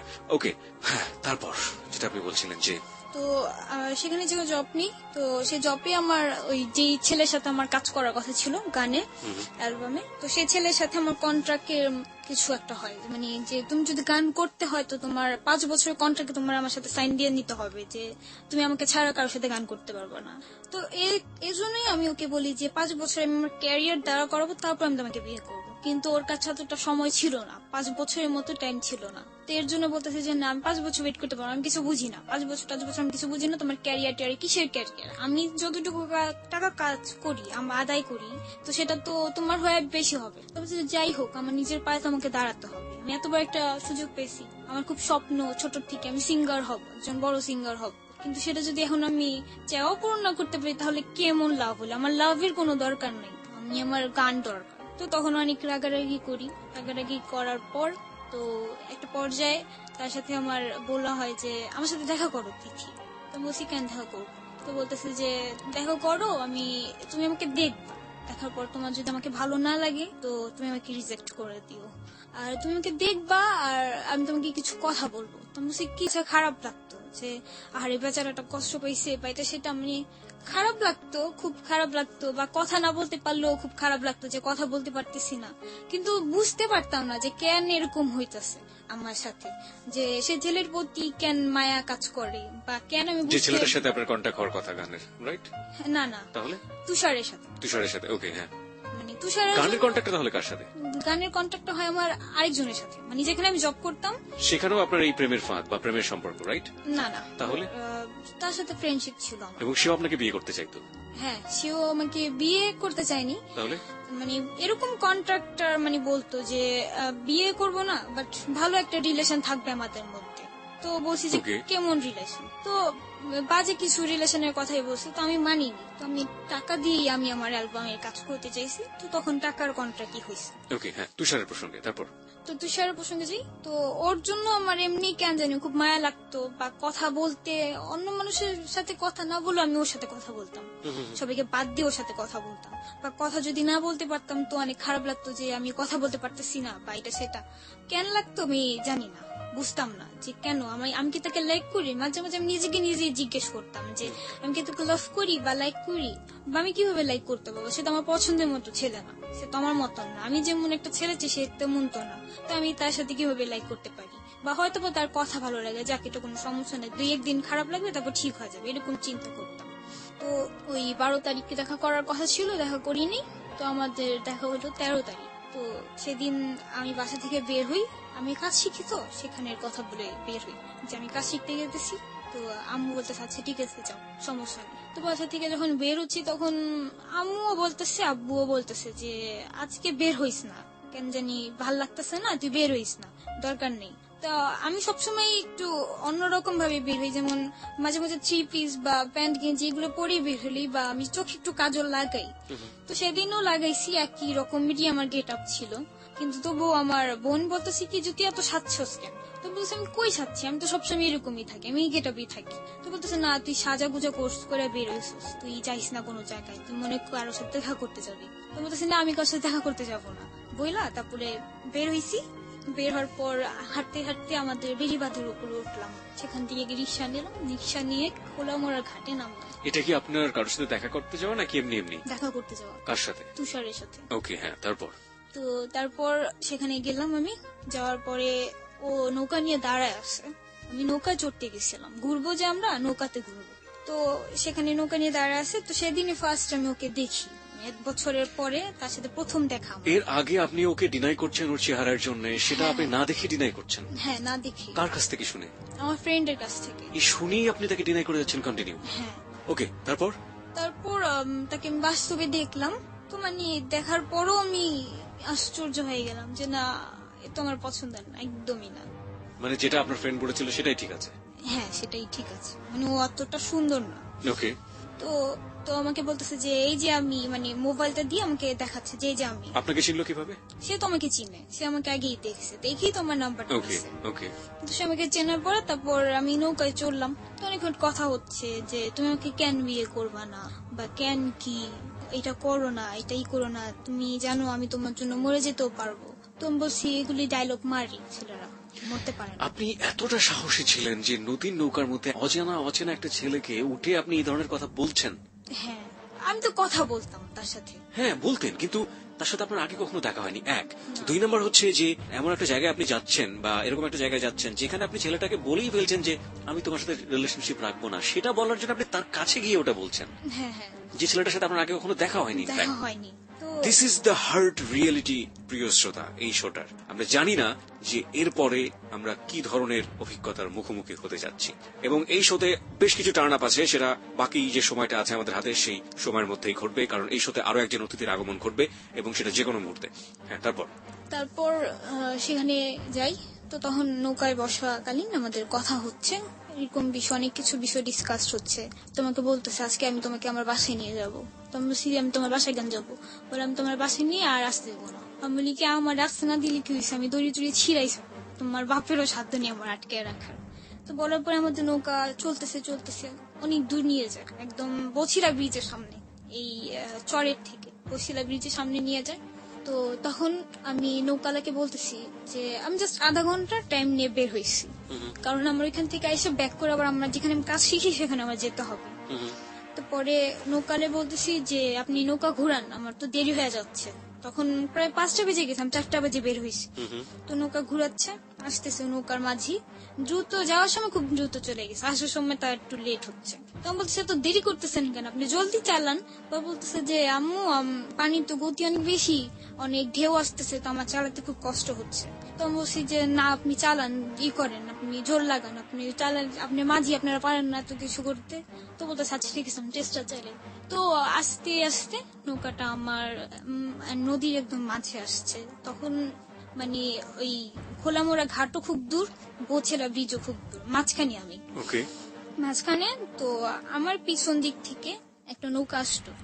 নৌকার মধ্যে মাঝি সহ 4টা ছেলে ছিল, 4টা ছেলে। তো ওইটার মধ্যে একজন ছেলে বলতেছে যে এই নৌকা থামা এদিকে নৌকা নিয়ে। তো আমার ফ্রেন্ড বলতেছে, মানে আমার বয়ফ্রেন্ড যে তুষার, ও বলতেছে যে কি হয়েছে ভাইয়া, ডাকাটা কি করতেছেন কেন? তো বলতেছে যে এত কথা বলস, নৌকা থামাইতে বলছি থামা, বেশি পেঁচাল পারিস না। তো নৌকা আলারে বলতেছে তুষার যে আপনি নৌকাটা অন্য দিক দিয়ে নিয়ে যান, যেন ওরা আমাদের ধরতে না পারে।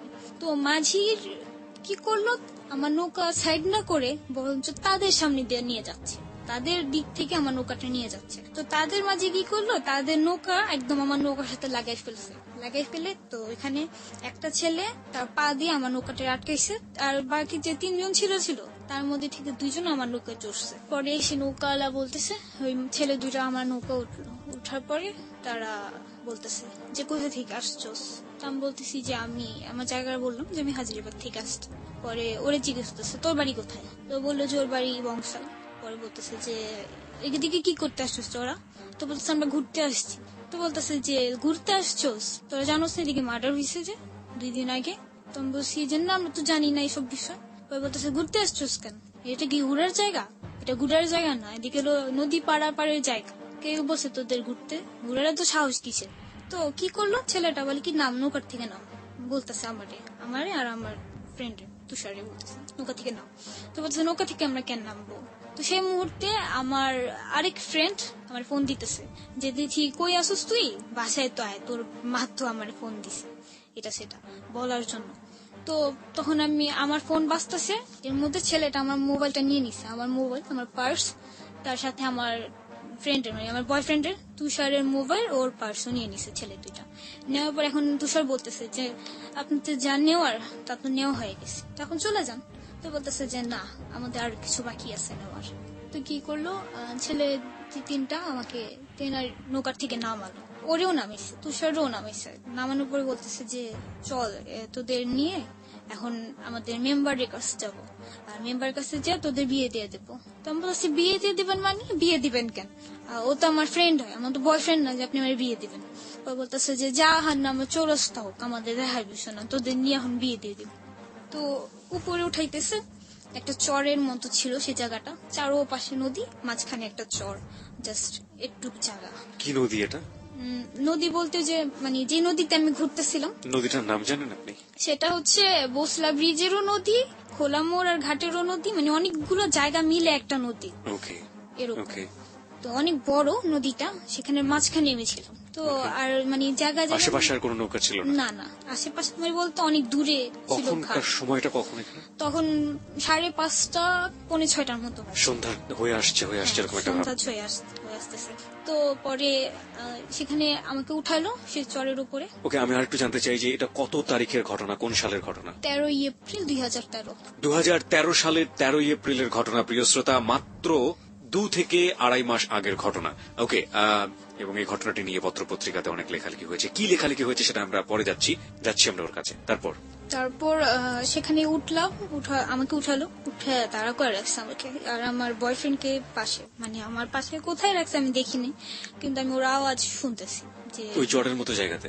হ্যাঁ, জটের মতো জায়গা, মানে দ্বীপ তো গেছেন অবশ্যই, যেরকম কক্সবাজারের দ্বীপগুলো আছে না, তার চেয়ে তো ছোট ছোট দ্বীপ, কিন্তু ছোট দ্বীপের মাঝে চারোদিকে নদী, মানে নৌকা ছাড়া সেখানে নামা সম্ভব।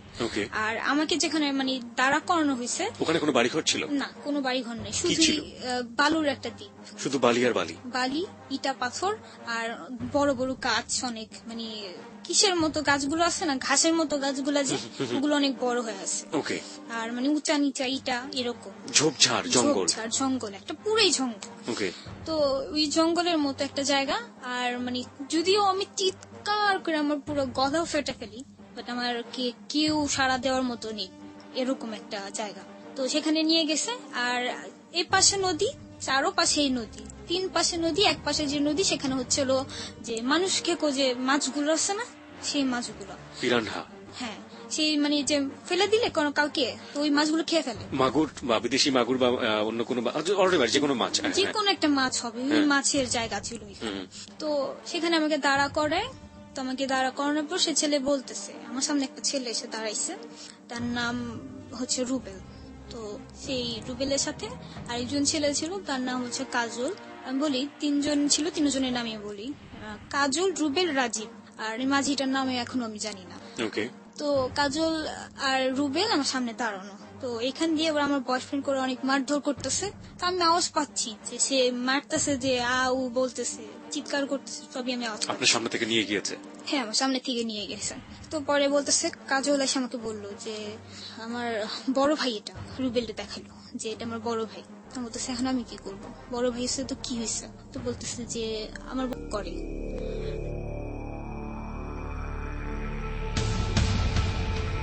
করার পর সে, তখন আমি মানে কি বলবো, এত কাঁদছি।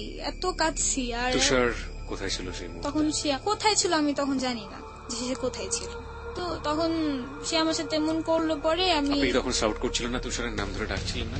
হ্যাঁ, অনেক চিৎকার করছি, প্রচুর।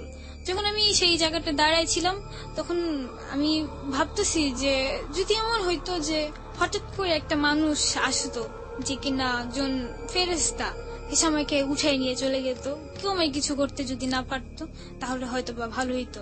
শুধু এইটাই চিন্তা করতেছি যে অলৌকিক কিছু কি ঘটবে বা ঘটার মতো, এরকম যদি ঘটে তো অনেক ভালো হবে।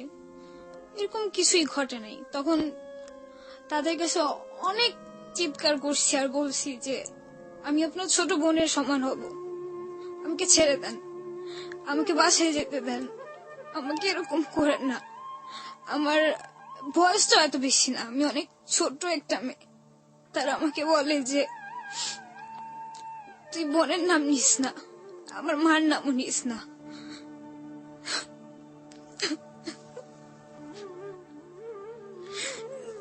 তাহলে তোরে মেরে ফেলবো আমরা। তখন বলতেছি যে আমাকে এত কষ্ট না দিয়ে আপনি এক কাজ করেন, আমাকে মেরে ফেলেন, গলায় চিবিতে মেরে ফেলেন।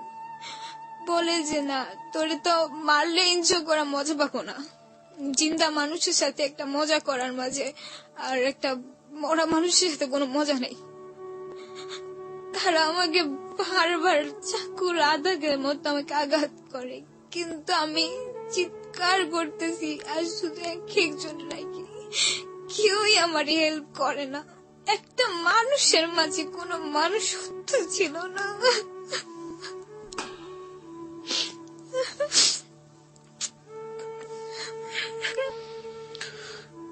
প্রিয় শ্রোতা, আমরা ঘটনার এখন যে জায়গাটিতে রয়েছি সেটা নির্মম বাস্তবতা, এবং সেই বাস্তবতা কতটা ভয়াবহ হতে পারে যারা একদম প্রথম থেকে শুনেছেন তারা বুঝতে পারবেন, এবং উই আর ট্রুলি স্পিচলেস। আমরা জানি না এই ঘটনার বিন্যাসগুলো কেমন। আমরা তো তখন যতই চিৎকার করি আশেপাশে কেউই ছিল না। তার কাছে অনেক হাতে পায়ে তাকে ধরি, বলি আমি আপনার ছোট বোনের সব, কারণ তারা প্রত্যেকটাই ছিল খুব বড় বড় ছেলে, আমার বড় ভাইদের সমান সবাই। জি, তো পরে তাদের বলছি, তারা কিছুই বলে না, বরঞ্চ আমাকে আরো ধমক দেয়, মারধরও করে। তারপরে আসলো আরেকজন ছেলে, কাজু, তৃতীয় জন, সেও আমার সাথে একই কাজই করে। তো আমি যখন চিৎকার করছি সে আমাকে আরো বলে যে আরো চিৎকার কর, আরো কাঁদ, তোর কান্নাটা আমার খুব ভালো লাগতেছে, আরো কাঁদ, আরো চিৎকার কর, আরো জোর নেই, গলার মাঝে আর জোর নেই, আরো জোর দিয়ে চিৎকার কর। তা আমি যতটুকু ক্ষমতা ছিল আমি চিৎকার করছি। তো তারপর আরেকজন ছেলে আসে, তৃতীয় রাজি, সে আসে, সেও আমার সাথে একই কাজই করে, সেম। তার কাছেও প্রচুর কান্নাকাটি। এখানে আমি আমার অজস্র বা চিৎকারের উপরেই আছি, জাস্ট হেল্পের জন্য। যার কাছে পারছি আমি আমার হাতটা পাইতা দিচ্ছি, আমি তাদের পায়ে পর্যন্ত ধরছি। সে জানোয়ার আমাকে ছাড়ে নাই।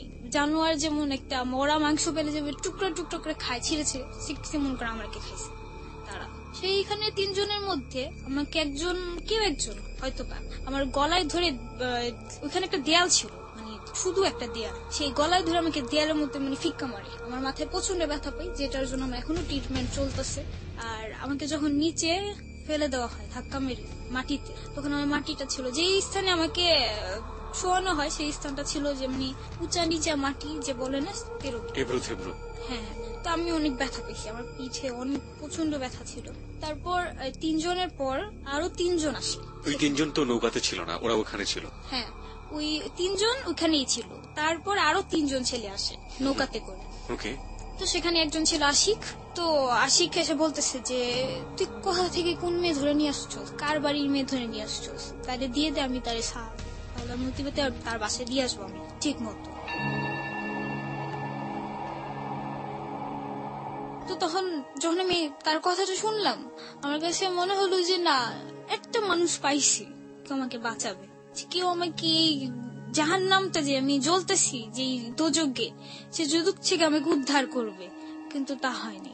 সে কিছুক্ষণ পরে সে নিজে এই সমাজে একই কাজ করলো, বরঞ্চ আরো তার ফ্রেন্ড যে ছিল সে এসে লাইট দিয়ে আমাকে চেহারা দেখাচ্ছে, বলে চেহারাটা দেখা নে, মেয়েটা অনেক সুন্দর, আরো বেশি মজা পাবি তাহলে। সে সেম একই কাজ করলো। তখন সন্ধ্যা হয়ে গেছে, তখন সন্ধ্যা শেষ হয়ে প্রায় 7:30টার মতো বাজে এরকম। তো আমার গলা প্রচুর শুকায় গেছিল, তো আমি তাদের কাছে জাস্ট একটু পানি চেয়েছি, যেটা সেটা। তো তখন ওই জুনিয়র ব্যাচ চলে গেল, নির্জন একটা শুধু জায়গা। তখন প্রায় 9টার মতো বেজে গেছে, অনেক রাত। আর একটা জঙ্গল একটা রাতে কেমন হইতে পারে বুঝতেই পারতেছেন। কোনো কিছু নাই, আশেপাশে কোনো কিছু দেখা যাচ্ছে না। তো আমার বয়ফ্রেন্ডে দেখলাম, ছেলেগুলা যাওয়ার আগে সে আমার বয়ফ্রেন্ডে আমার উপরে ফিকে ফেলে দিছে, বলে যে তোরে চান্স দিলাম, যা, তুই যদি কিছু করতে মন চায় কর। তো তখন আমি ভাবলাম যে হয়তোবা সেই আমার সাথে এমনটা করছে, আমার বয়ফ্রেন্ডই মনে হয় আমার এরকম করছে, যেহেতু ওরা আমার প্রতি জিদ থাকারই কথা। তো তখন ওরে ধরে অনেক কাঁদতেছি যে আমার সাথে এমন কেন করলা, তুমি আমার সাথে এমন কেন করলা। বলতেছে আমি কি করছি, আমি তো কিছু করিনি, আমি তো কিছু জানি না, আমার তো কেন কোন দোষ নেই, তুমি আমার দোষারোপ করতেছো। তো বলতেছি যে তুমিই করছো সবকিছু, তুমি না করলে তারা সাহস পাই কেমনে। বলে আমি একটা মানুষ, আর এখানে এতগুলা ছেলে, আমি কিভাবে তোমারে বাঁচাবো বা কিভাবে ধরবো, তারা দুজনই তো আমার ধরে রাখছে, তারপরে গেলে আবার আরো 2 জন এসে আমার ধরে রাখে, আমি কিভাবে তোমাকে বাঁচাবো। তো পরে বললাম যে যাক, সবাই করছে, এখন তুমি করবে না কিছু। তো বলতেছে যে আমি তোমাকে তো ভালোবাসি, আমি তো তোমার দেহকে ভালোবাসি না, যে আমি তোমার দেহর জন্য তোমাকে এই জায়গায় নিয়ে আসছি, হ্যাঁ সবার শেষে আমি তোমাকে উপভোগ করব। তো পরে আমাকে ধরে ধরে নিয়ে যাচ্ছে। সে ছেলেগুলা বলে কি যে তার পাশে আরেকটা দ্বীপ, সে দ্বীপটা হচ্ছে আরো জঙ্গলের মতো, সেখানে ফেলে রাখলো আমাকে। তারা চলে গেল সবাই। তুষার বলতেছে যে আমাদের ঘাট পর্যন্ত দিয়ে আসেন, আপনি এখানে ফেলে রেখে গেতেছেন, কে আমাদের বাঁচাবে। পরে বলে কি দূর, তোরা যে যেমনি মন চেমনে বাঁচলে বাঁচবি, না বাঁচলে মরে যাবি, যা, আমগো কি, আমরা বাঁচতে পারলেই চলে। তো চলে গেছে ওরা ওখান দিয়ে আধা ঘন্টা কি 1 ঘন্টার মতো পরে একটা বড় ব্যাচ আসছে। সেখানে ওই মাঝি, যেই মাঝি সে ছেলে সেই মাঝি সেই 3 জন লোককে নিয়ে আসছে, আরো 3 জন লোক। সেখানে 2 জন ছিল আমার বাবার মতো বৃদ্ধ, আরেকজন ছিল আমার বড় ভাইয়ের চেয়েও বড় হবে।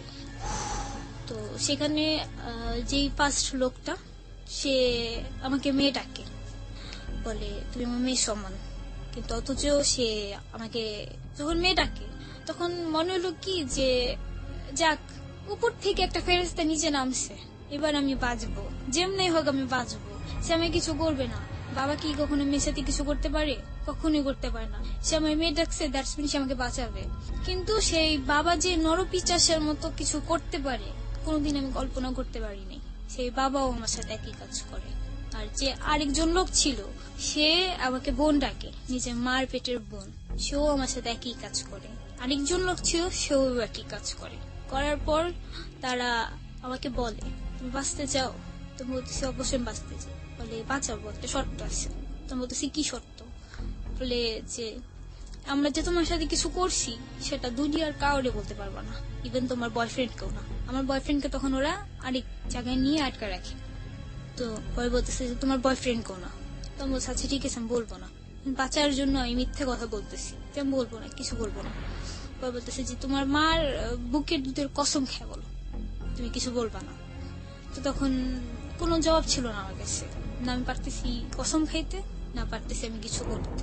তো তারপর সে লোক বলল যে আমি তোমাকে নিয়ে যাব, নিয়ে আমি তোমাকে আমার বাসায় রাখবো, তারপর দিন তুমি তোমার বাসায় যাবা। তো তখন এই মরার মাঝে মানে একটা মৃত্যু মানুষকে এসা সে আবার ইউজ করছে, যেটা হচ্ছে আমার বাবা কাজটা করছে, উনি আমার মেয়ে ডাকছে।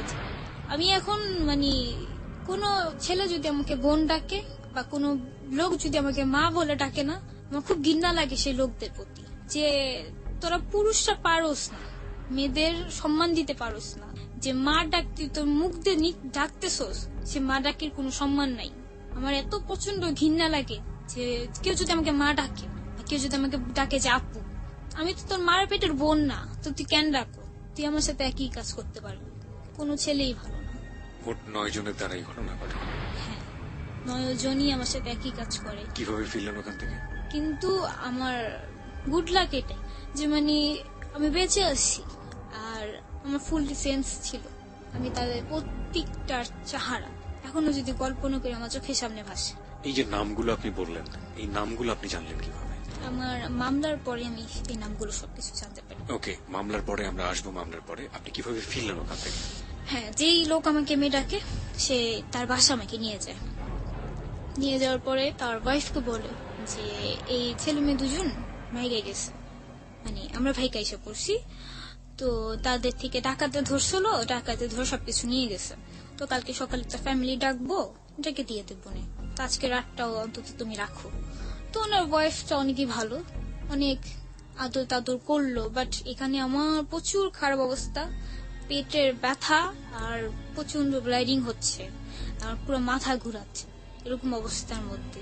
পরে এখান দিয়ে আমার ফ্যামিলিতে পুরা খোঁজাখুঁজি, ইভেন র্যাবের কাছে পর্যন্ত চলে গেছে, পুলিশের কাছে কেস চলছে, আমাদের হাজিরবাগে থানা হয়ে গেছে জিটি, যে আমার বোনকে পাওয়া যায় না। একটু থামাবো আপনাকে। এরপর যে আমরা কিছু জিনিস আমাদের ফেসবুকে পোস্ট করতে চাই। আপনার এই ঘটনা তো পত্রপত্রিকায় এসেছিল, হ্যাঁ। আপনার জানা মতে কোন কোন পত্রপত্রিকা এসেছিল? সমকাল, বাংলাদেশ প্রতিদিন, আমাদের দেশ, ভোরের কাগজ, তারপর জনকণ্ঠ, কালের কণ্ঠ, এই ধরনের শীর্ষ দৈনিক যেগুলো আছে প্রত্যেকটা পত্রিকাতে এসেছিল। হ্যাঁ। কি এসেছিল ওখানে? কি শব্দ ব্যবহার করা হয়েছিল? কিশোরীকে ধর্ষণ। কিশোরীকে ধর্ষণ, কেরানীগঞ্জে গণধর্ষণ কিশোরী।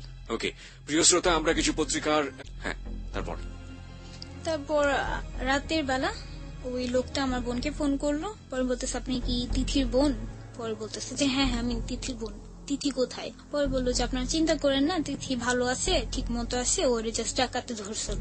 তো বলতেছে যে আচ্ছা ঠিক আছে তাহলে আমরা এখন আসতেছি, ওকে নিয়ে যাবো। তো পরে ফোনটা আমাকে দিল।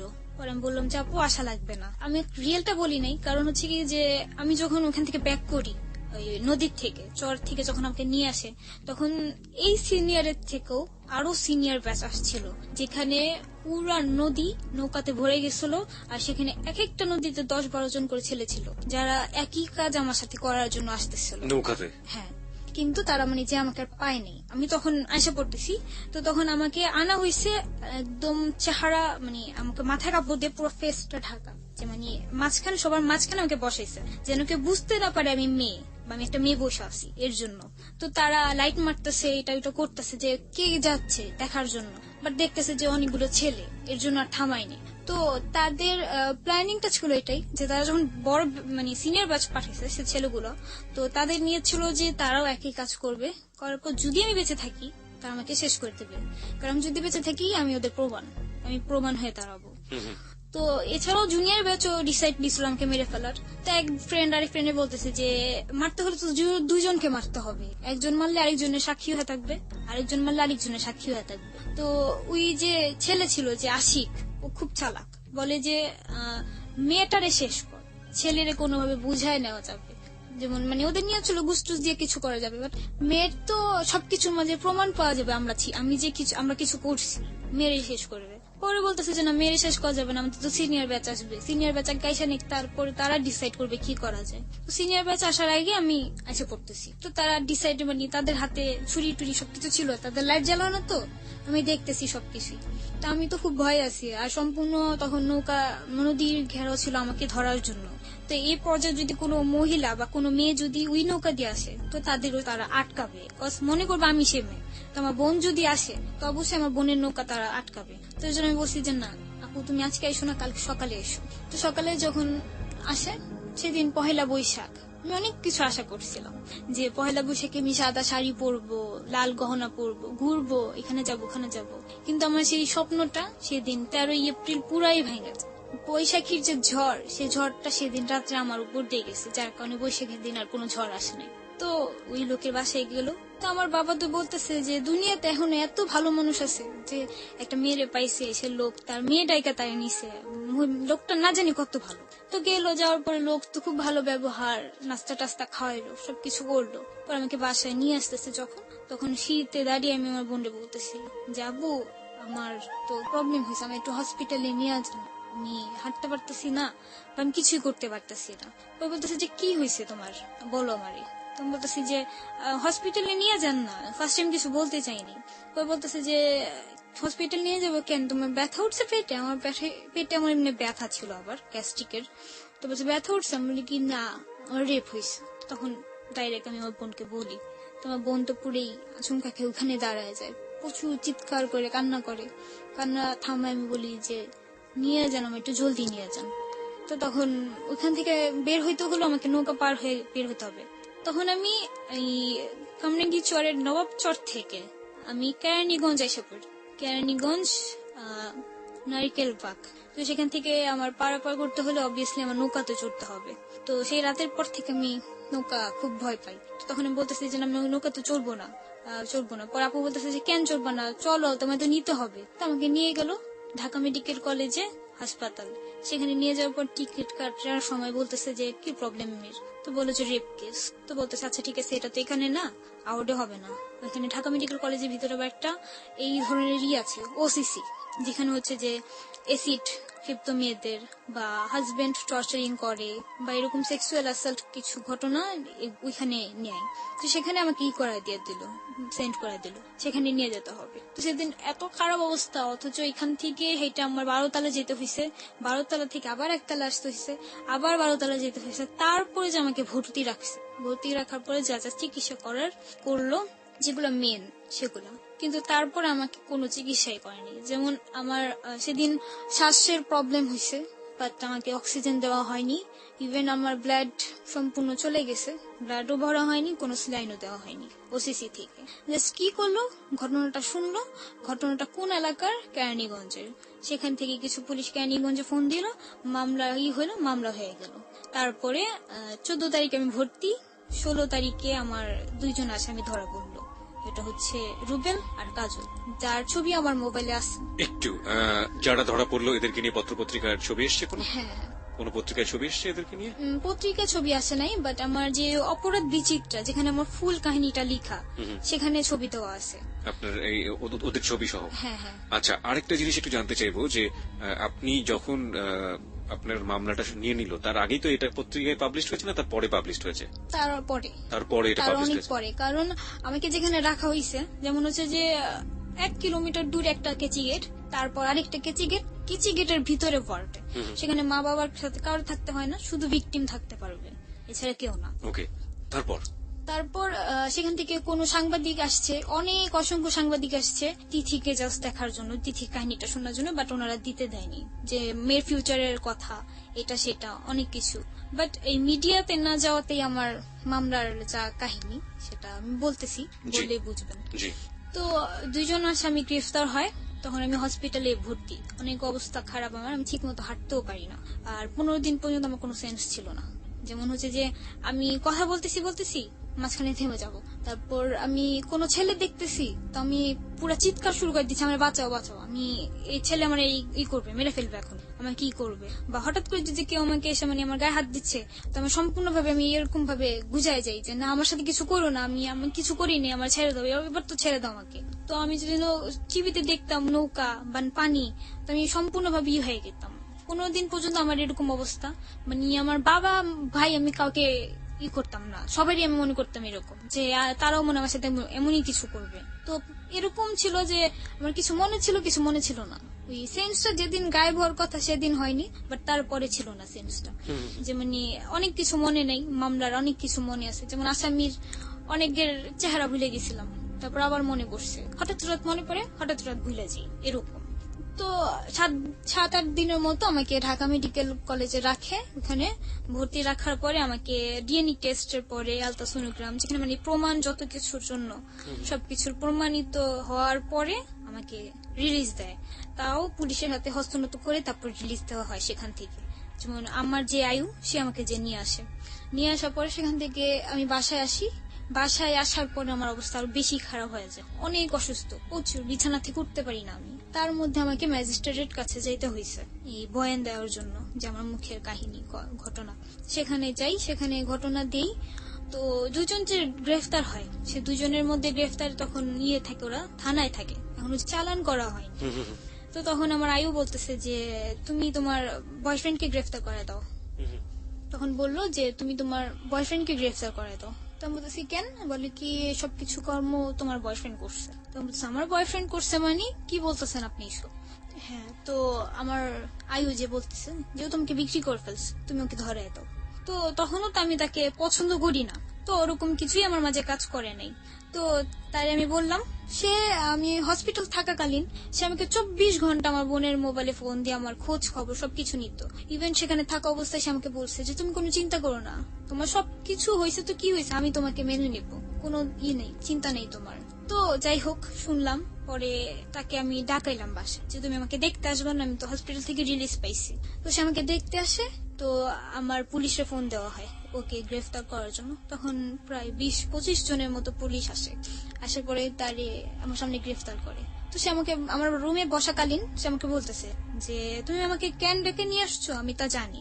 তো বলতেছি বলো তো কেন। তো বললো যে তুমি আমাকে গ্রেফতার করাই দিবা, তার জন্য তুমি আমাকে নিয়ে আসছো। তো আমি বলতেছি যে হ্যাঁ সেটা তো সত্যি। পরে বলি কি আচ্ছা ঠিক আছে, কোনো সমস্যা নেই, তাতে আমার কোনো আপত্তি নেই। পরে তাকে গ্রেফতার করাই দিলাম, সে গ্রেফতার হলো, আর 2 জন আসামি গ্রেফতার হলো। আর এছাড়া আরেকজন আসামি গ্রেফতার হয়েছে, সে ছিল না, সে হচ্ছে অন্য মানুষ, কিন্তু পুলিশ বলতেছে সে ছিল, কিন্তু সে ছিল না, আমি চিনি। তো এইভাবেই মামলা চলতেছে, তাদের চালান করে দেওয়া হইলো কোর্টে। তারপর থেকে আমার আর কোন আসামি ধরতেছে না, তারা এভাবে চলে। টোটাল কতজনকে ধরা হয়েছে পর্যন্ত? টোটালি ভাবে হচ্ছে যে তারপরে তার 1 মাস পরে যে লোক যে আমাকে মেয়ে রাখছে তাকে ধরায় দেওয়ার জন্য, তাকে ধরানোর জন্য প্ল্যানিং করা হলো। যে আমার বোনকে বললো যে আপনি ফোনে কথা বলেন, সে লোকটা সুবিধার না। আপনার যে বোনের কথা বলছেন, সে বোন আজকে আমাদের এখানে রয়েছে এবং তিনি হচ্ছেন আপনার মামলার বাদী, রাইট? প্রিয় শ্রোতা, আমরা আমাদের সত্য উদ্ঘাটনের বিভিন্ন পর্যায়ে আমরা বলেছি যে আজকের এই অনুষ্ঠানের আরেকটা ক্লাইম্যাক্স হবে, সেটা হচ্ছে যে কোনো একজন অতিথি আমাদের এই ঘটনার কোন একটা পর্যায়ে তিনি ইন করবেন, এই মঞ্চে আসবেন, সেটা হচ্ছে তার আপন বোন এবং তিনি হচ্ছেন এই মামলার বাদী, যেটা আমরা অনুষ্ঠানের শুরুতেই আমরা ওর কাছ থেকে জেনেছিলাম। আমরা সরাসরি এখন তার সাথে কথা বলবো এবং তিনি আমার সাথে সত্যের মঞ্চে এই মুহূর্তে রয়েছেন, যাহা বলিব সত্য বলিবেতে। আপনার নামটা একটু প্রথমে বলবেন। আমার নাম নাজনীন বৈশাখী। নাজনীন বৈশাখী, আপনি আমাদের তিথির ইমিডিয়েট বড় বোন নাকি মেজ বোন? আমি মেজ বোন। যে বোনটাকে দেখেও সবসময় ভয় পায় সেই বোন? সেই বোনটাই আপনি? হ্যাঁ মনে হয়। ওকে, আপনাকে দেখেও ভয় পায়। আপনি তো ওকে আনতে গিয়েছিলেন, রাইট? হ্যাঁ। এবং আনতে যাওয়ার পরে ও যে প্রসেসটার কথা বললো সেটার সাথে আপনি পরিপূর্ণভাবে জড়িত এবং আপনি ওকে কাছে থেকে দেখেছেন যে ওর মেন্টাল যে ডিসঅর্ডারটা হয়েছে। আপনার কাছ থেকে অল্প করে শুনতে চাই আসলে কি অবস্থা এখন, মামলা বা সবকিছু মিলিয়ে অল্প করে একটু শুনতে চাই। ওর মামলাটা চলতেছে এখন। তো আসামিগুলো জামিন পেয়ে গেছে, যারা যারা ছিল, যাদেরকে ধরেছে তারাও জামিন পেয়ে গিয়েছে। হ্যাঁ, যাদের ধরছে ওরা জামিন পেয়ে গেছে। আর মানে দুজনই ধরছিল পুলিশ।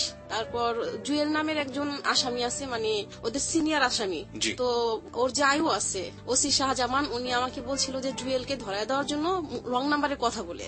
তখন আমি মানে জুয়েলের নাম্বার দিছিল, কিন্তু নাম্বারটা ছিল ভুল। তারপর আমি জুয়েলের সাথে কথা বলতে পারি নাই। তখন মানে আমার মাথায় প্ল্যানিং আসলো যে জুয়েলকে না ধরাইতে পারি, কিন্তু যে মুসলিম আছে যার উপরে মানে আমাদের এত রাগ, মানে খুব বেশি রাগ ছিল আর কি, যে মেয়ে ডেকেও মানে এত করছে, যার বাসা থেকে আপনারা ওকে উদ্ধার করছি, যে হ্যাঁ যার বাসা থেকে মানে ওরা উদ্ধার করছি। তো আমি তো ভাবছিলাম যে সে একজন ফেরেস্তা। জি। ওই লোকটার প্রতি আমার খুব রাগ লাগছে। তখন আমি ওর নাম্বারটা জানতাম। আমরা কিন্তু এর আগে মানে ওদের বুঝতে দেই নাই যে এই মুসলিম যে জড়িত আছে এটার সাথে, কিংবা তিথি যে আমাদের সবকিছু বলছে এটা মুসলিমকে বুঝতে দেই নাই। তারপর মুসলিম লুকায় ছিল আর কি, পালায় পালায় ছিল। ওদের বাসায় গিয়ে আমরা ওটা কখনোই পাই নাই, মানে পুলিশ হয়ে গেছে, পাই নাই যায় বাসায়। তারপর মুসলিমকে ধরার জন্য আমি চিন্তা করলাম যে মুসলিমের নাম্বারে ফোন করি আর কি। তারপর রং নাম্বারে ওই মুসলিমের সাথে আমি কথা বলা শুরু করি। সে কিন্তু একজন মানে সিনিয়র একজন লোক, মানে আমার বাবার বয়সী যেটাকে বলে। হ্যাঁ, সে আমার সাথে রং নাম্বারে কথা বলতে আগ্রহী। সে আমার সাথে রং নাম্বারে পরে কথা বলছে পরে আমি তাকে বলছি যে এমন এমন জায়গায় আসেন, যেমন ওই যে আহসান মঞ্জিল আসেন, এটা থানার কাছে আছে। তো আমি শাহজামানকে বললাম যে মানে ওসি তদন্ত যে আছে বর্তমানে, ওই ভাইয়াকে বললাম যে ভাইয়া এরকম এরকম ওইখানে আসবে। তো উনিও বললো যে ডাক দেন, আপনি ডাকেন, ডাকার পরে আমরা আসবো। তারপরে ওই মুসলিমকে ওইখান থেকে ধরাই দিছি আর কি। মুসলিম আসছে আমার সাথে দেখা করতে। যে লোকটা মনে করেন একজন বয়স্ক, তার ওয়াইফ আছে, মানে তারপরে থাকা সত্ত্বেও মানে সে আবার একজন কতটা নারী লোভী, মানে এটাতেই তো বোঝা যায়। হ্যাঁ, এটাতেই তো বোঝা যায় নারী লোভী একজন লোক। তারপরে মনে করেন তাকে আমি ধরাই দেই। এইভাবে মানে 3 জনকে ধরে। এছাড়াও মানে আরেকজন হজরত নামের একজন লোককে ধরছে। কিন্তু আমাদের তিথি আবার খুব মানুষ যাকে দেখে একবার মানে চিনি আর কি, চিনতে পারে। তা আমি বলছিলাম তুই অন্ধকারে কিভাবে চিনছস তুই সবাইকে? তখন বললো যে ওরা যে লাইটে আছে না, মোবাইলের যে টর্চ ছিল ওটা দিয়ে মানে একজন আরেকজনকে মারছিল, পরে চেহারা দেখছি। আর ভাগ্যবশত সেদিন ছিল চাঁদনি রাত, চাঁদ ছিল আকাশে, অনেক চাঁদ ছিল, তো মানে চাঁদের আলো ছিল অনেক। তারপরে ও আর কি সবাইকে ওই চাঁদের আলোতে দেখতে পেয়েছিল। আর এক একজন টর্চ মারছিল এক একজনকে। মামলার বর্তমান অবস্থা কি, সবাই কি ছাড়া পেয়ে গিয়েছেন? মামলার বর্তমান অবস্থা হচ্ছে যে না, এখন মুসলিম আছে, মুসলিমের জামিন চাইতেছে বারবার। আর রুবেল ছাড়া পেয়ে গেছে। ওরা ছাড়া পেয়েও মানে আমাদের বিভিন্ন হুমকি ধামকি। তিথির তো এখন জীবনের কোন নিরাপত্তাই নেই। এখন আমরা ওইখান থেকে বাসা ছেড়ে দিব, ছেড়ে দিয়ে মানে আব্বা আম্মা তো খুবই ভয়ে থাকি সবসময়। আর আমি মানে যদি একটু ভয় পাইতাম এই মামলাটাই চলতো না। তো আমি মনে করি যে না, আমি এই মামলাটাকে ধরে রাখতেছি, ধরতে গেলে আমি অনেকটা, যার জন্য মনে করেন মামলাটা চলতেছে। তারপর ওরা কি বলে জানেন, মনে করেন এমনিতে আপনার আপোষের জন্য কয়েকবার কথা বলছে, আমাদের খুব টাকা পয়সা খাচ্ছে। যেমন ধরেন মেম্বার আমাকে মনে করেন অনেক টাকা সাচ্ছে, 50 লক্ষ টাকার মতো সাচ্ছে। যখন মানে ওনার ছেলে ছিল আর কি আপনার থানায় ছিল, একবার 50 লক্ষ টাকা সাচ্ছে, মানে ক্যাশ। বলে কি যে আমার মানে এটা দিবে আমাকে, মানে এটা সাথে সাথে ওনার ছেলেকে মানে কেস উঠাই ফেলতে। মানে তখন তো মানে আমার যে মনের অবস্থা আর এখনো যে মনের অবস্থা, এটা তো বুঝাই যাইতেছে।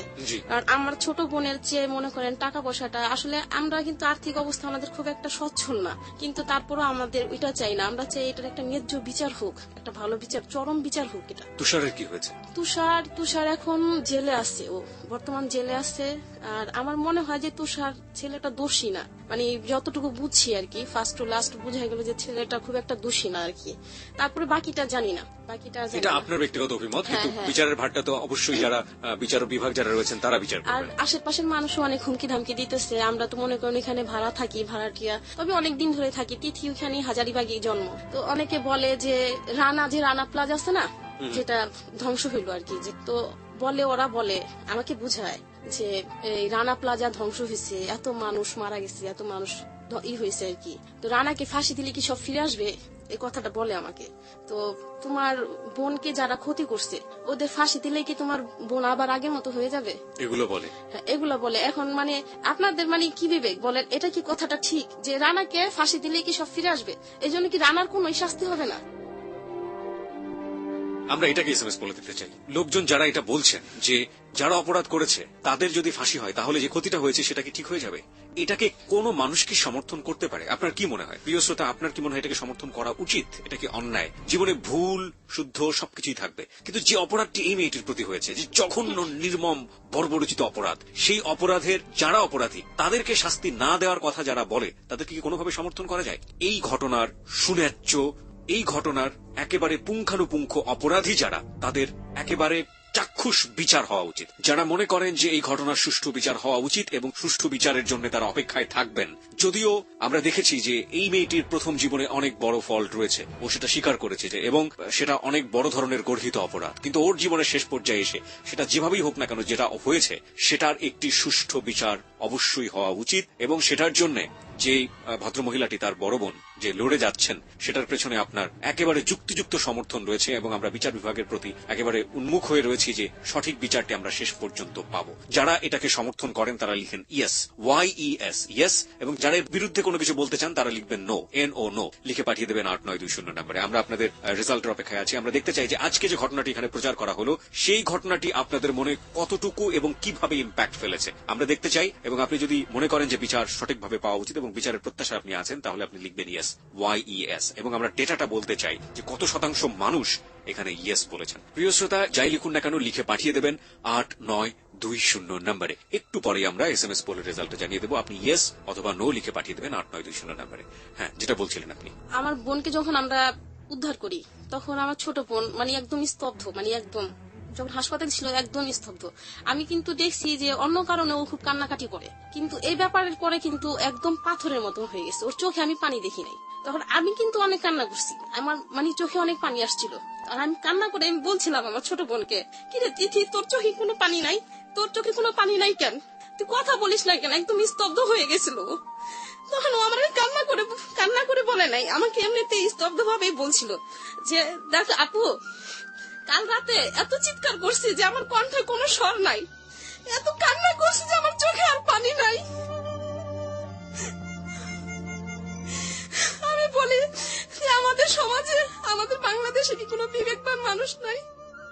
দেশপ্রেমিক নাই?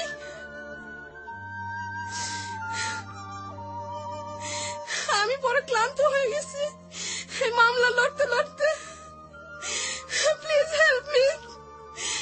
কেউ যদি কোনো ভালো মানুষ থেকে থাকেন, কোনো ভালো জজ, কোনো ভালো উকিল, কোনো ভালো মানুষ, প্লিজ হেল্প মি। আমি বড় ক্লান্ত হয়ে গেছি। আমরা আপনার এই ক্লান্তির জায়গাতে আপনাকে অনেক অনেক বেশি উৎসাহ দিতে চাই। আপনি জীবনের শেষ দিন পর্যন্ত হারবেন না। আপনি যাহা বলিব সত্য বলিবতে আজকে এসেছেন, আপনার বোনকে সাথে করে নিয়ে এসেছেন, লাখো মানুষ এখানে শুনছে। আমরা আমাদের দায়িত্বটা পালন করেছি, আমরা পুরো দেশকে জানিয়ে দিয়েছি this is the big platform. এবং আমরা বিশ্বাস করি নিশ্চয়ই বিচারালয় থেকে যে রায়টি আসবে সেটা নিশ্চয়ই যিনি অপরাধী তার জন্য যেন শাস্তির হয় এবং যিনি নিরপরাধী তার জন্য যেন সেটা মেনে নেয়ার মতো হয়, নিরপেক্ষ বিচারটি যেন হয়, কোনো অপরাধী যেন এখান থেকে পার না পেয়ে যায়। আমরা ঘটনাটি তুলে ধরেছি, আমরা কোনোভাবেই মামলাকে প্রভাবিত করতে চাইনি, আমরা প্রেক্ষাপটটি তুলে ধরেছি। 1, 2 নাম্বার হচ্ছে যে জায়গাটি আমাদের মূল টার্গেট ছিল, সামাজিক সচেতনতার জায়গাটিতে। সেখানে আমরা প্রথমেই আপনাকে আরো একবার মনে করে দিতে চাই তিথির সেই কথাটি, আমার মতো ভুল যেন কেউ না করে এবং আমার মতো জীবন যেন আর কোনো তিথির না হয়। আমরা আবারও ফিরে যাচ্ছি তিথির কাছে এবং একটু পরে আপনাদেরকে এসএমএস পোলের রেজাল্ট আমরা জানিয়ে দেব। তিথি, আমরা তো একেবারে অনুষ্ঠানের শেষের দিকে চলে এসেছি। আপনার কিছু বলার আছে? আর আপনি কিছু বলতে চান? আমার কিছু কোশ্চেন আছে, সেটা আমি যাবো, তবে তার আগে আপনার কিছু আর বলার আছে?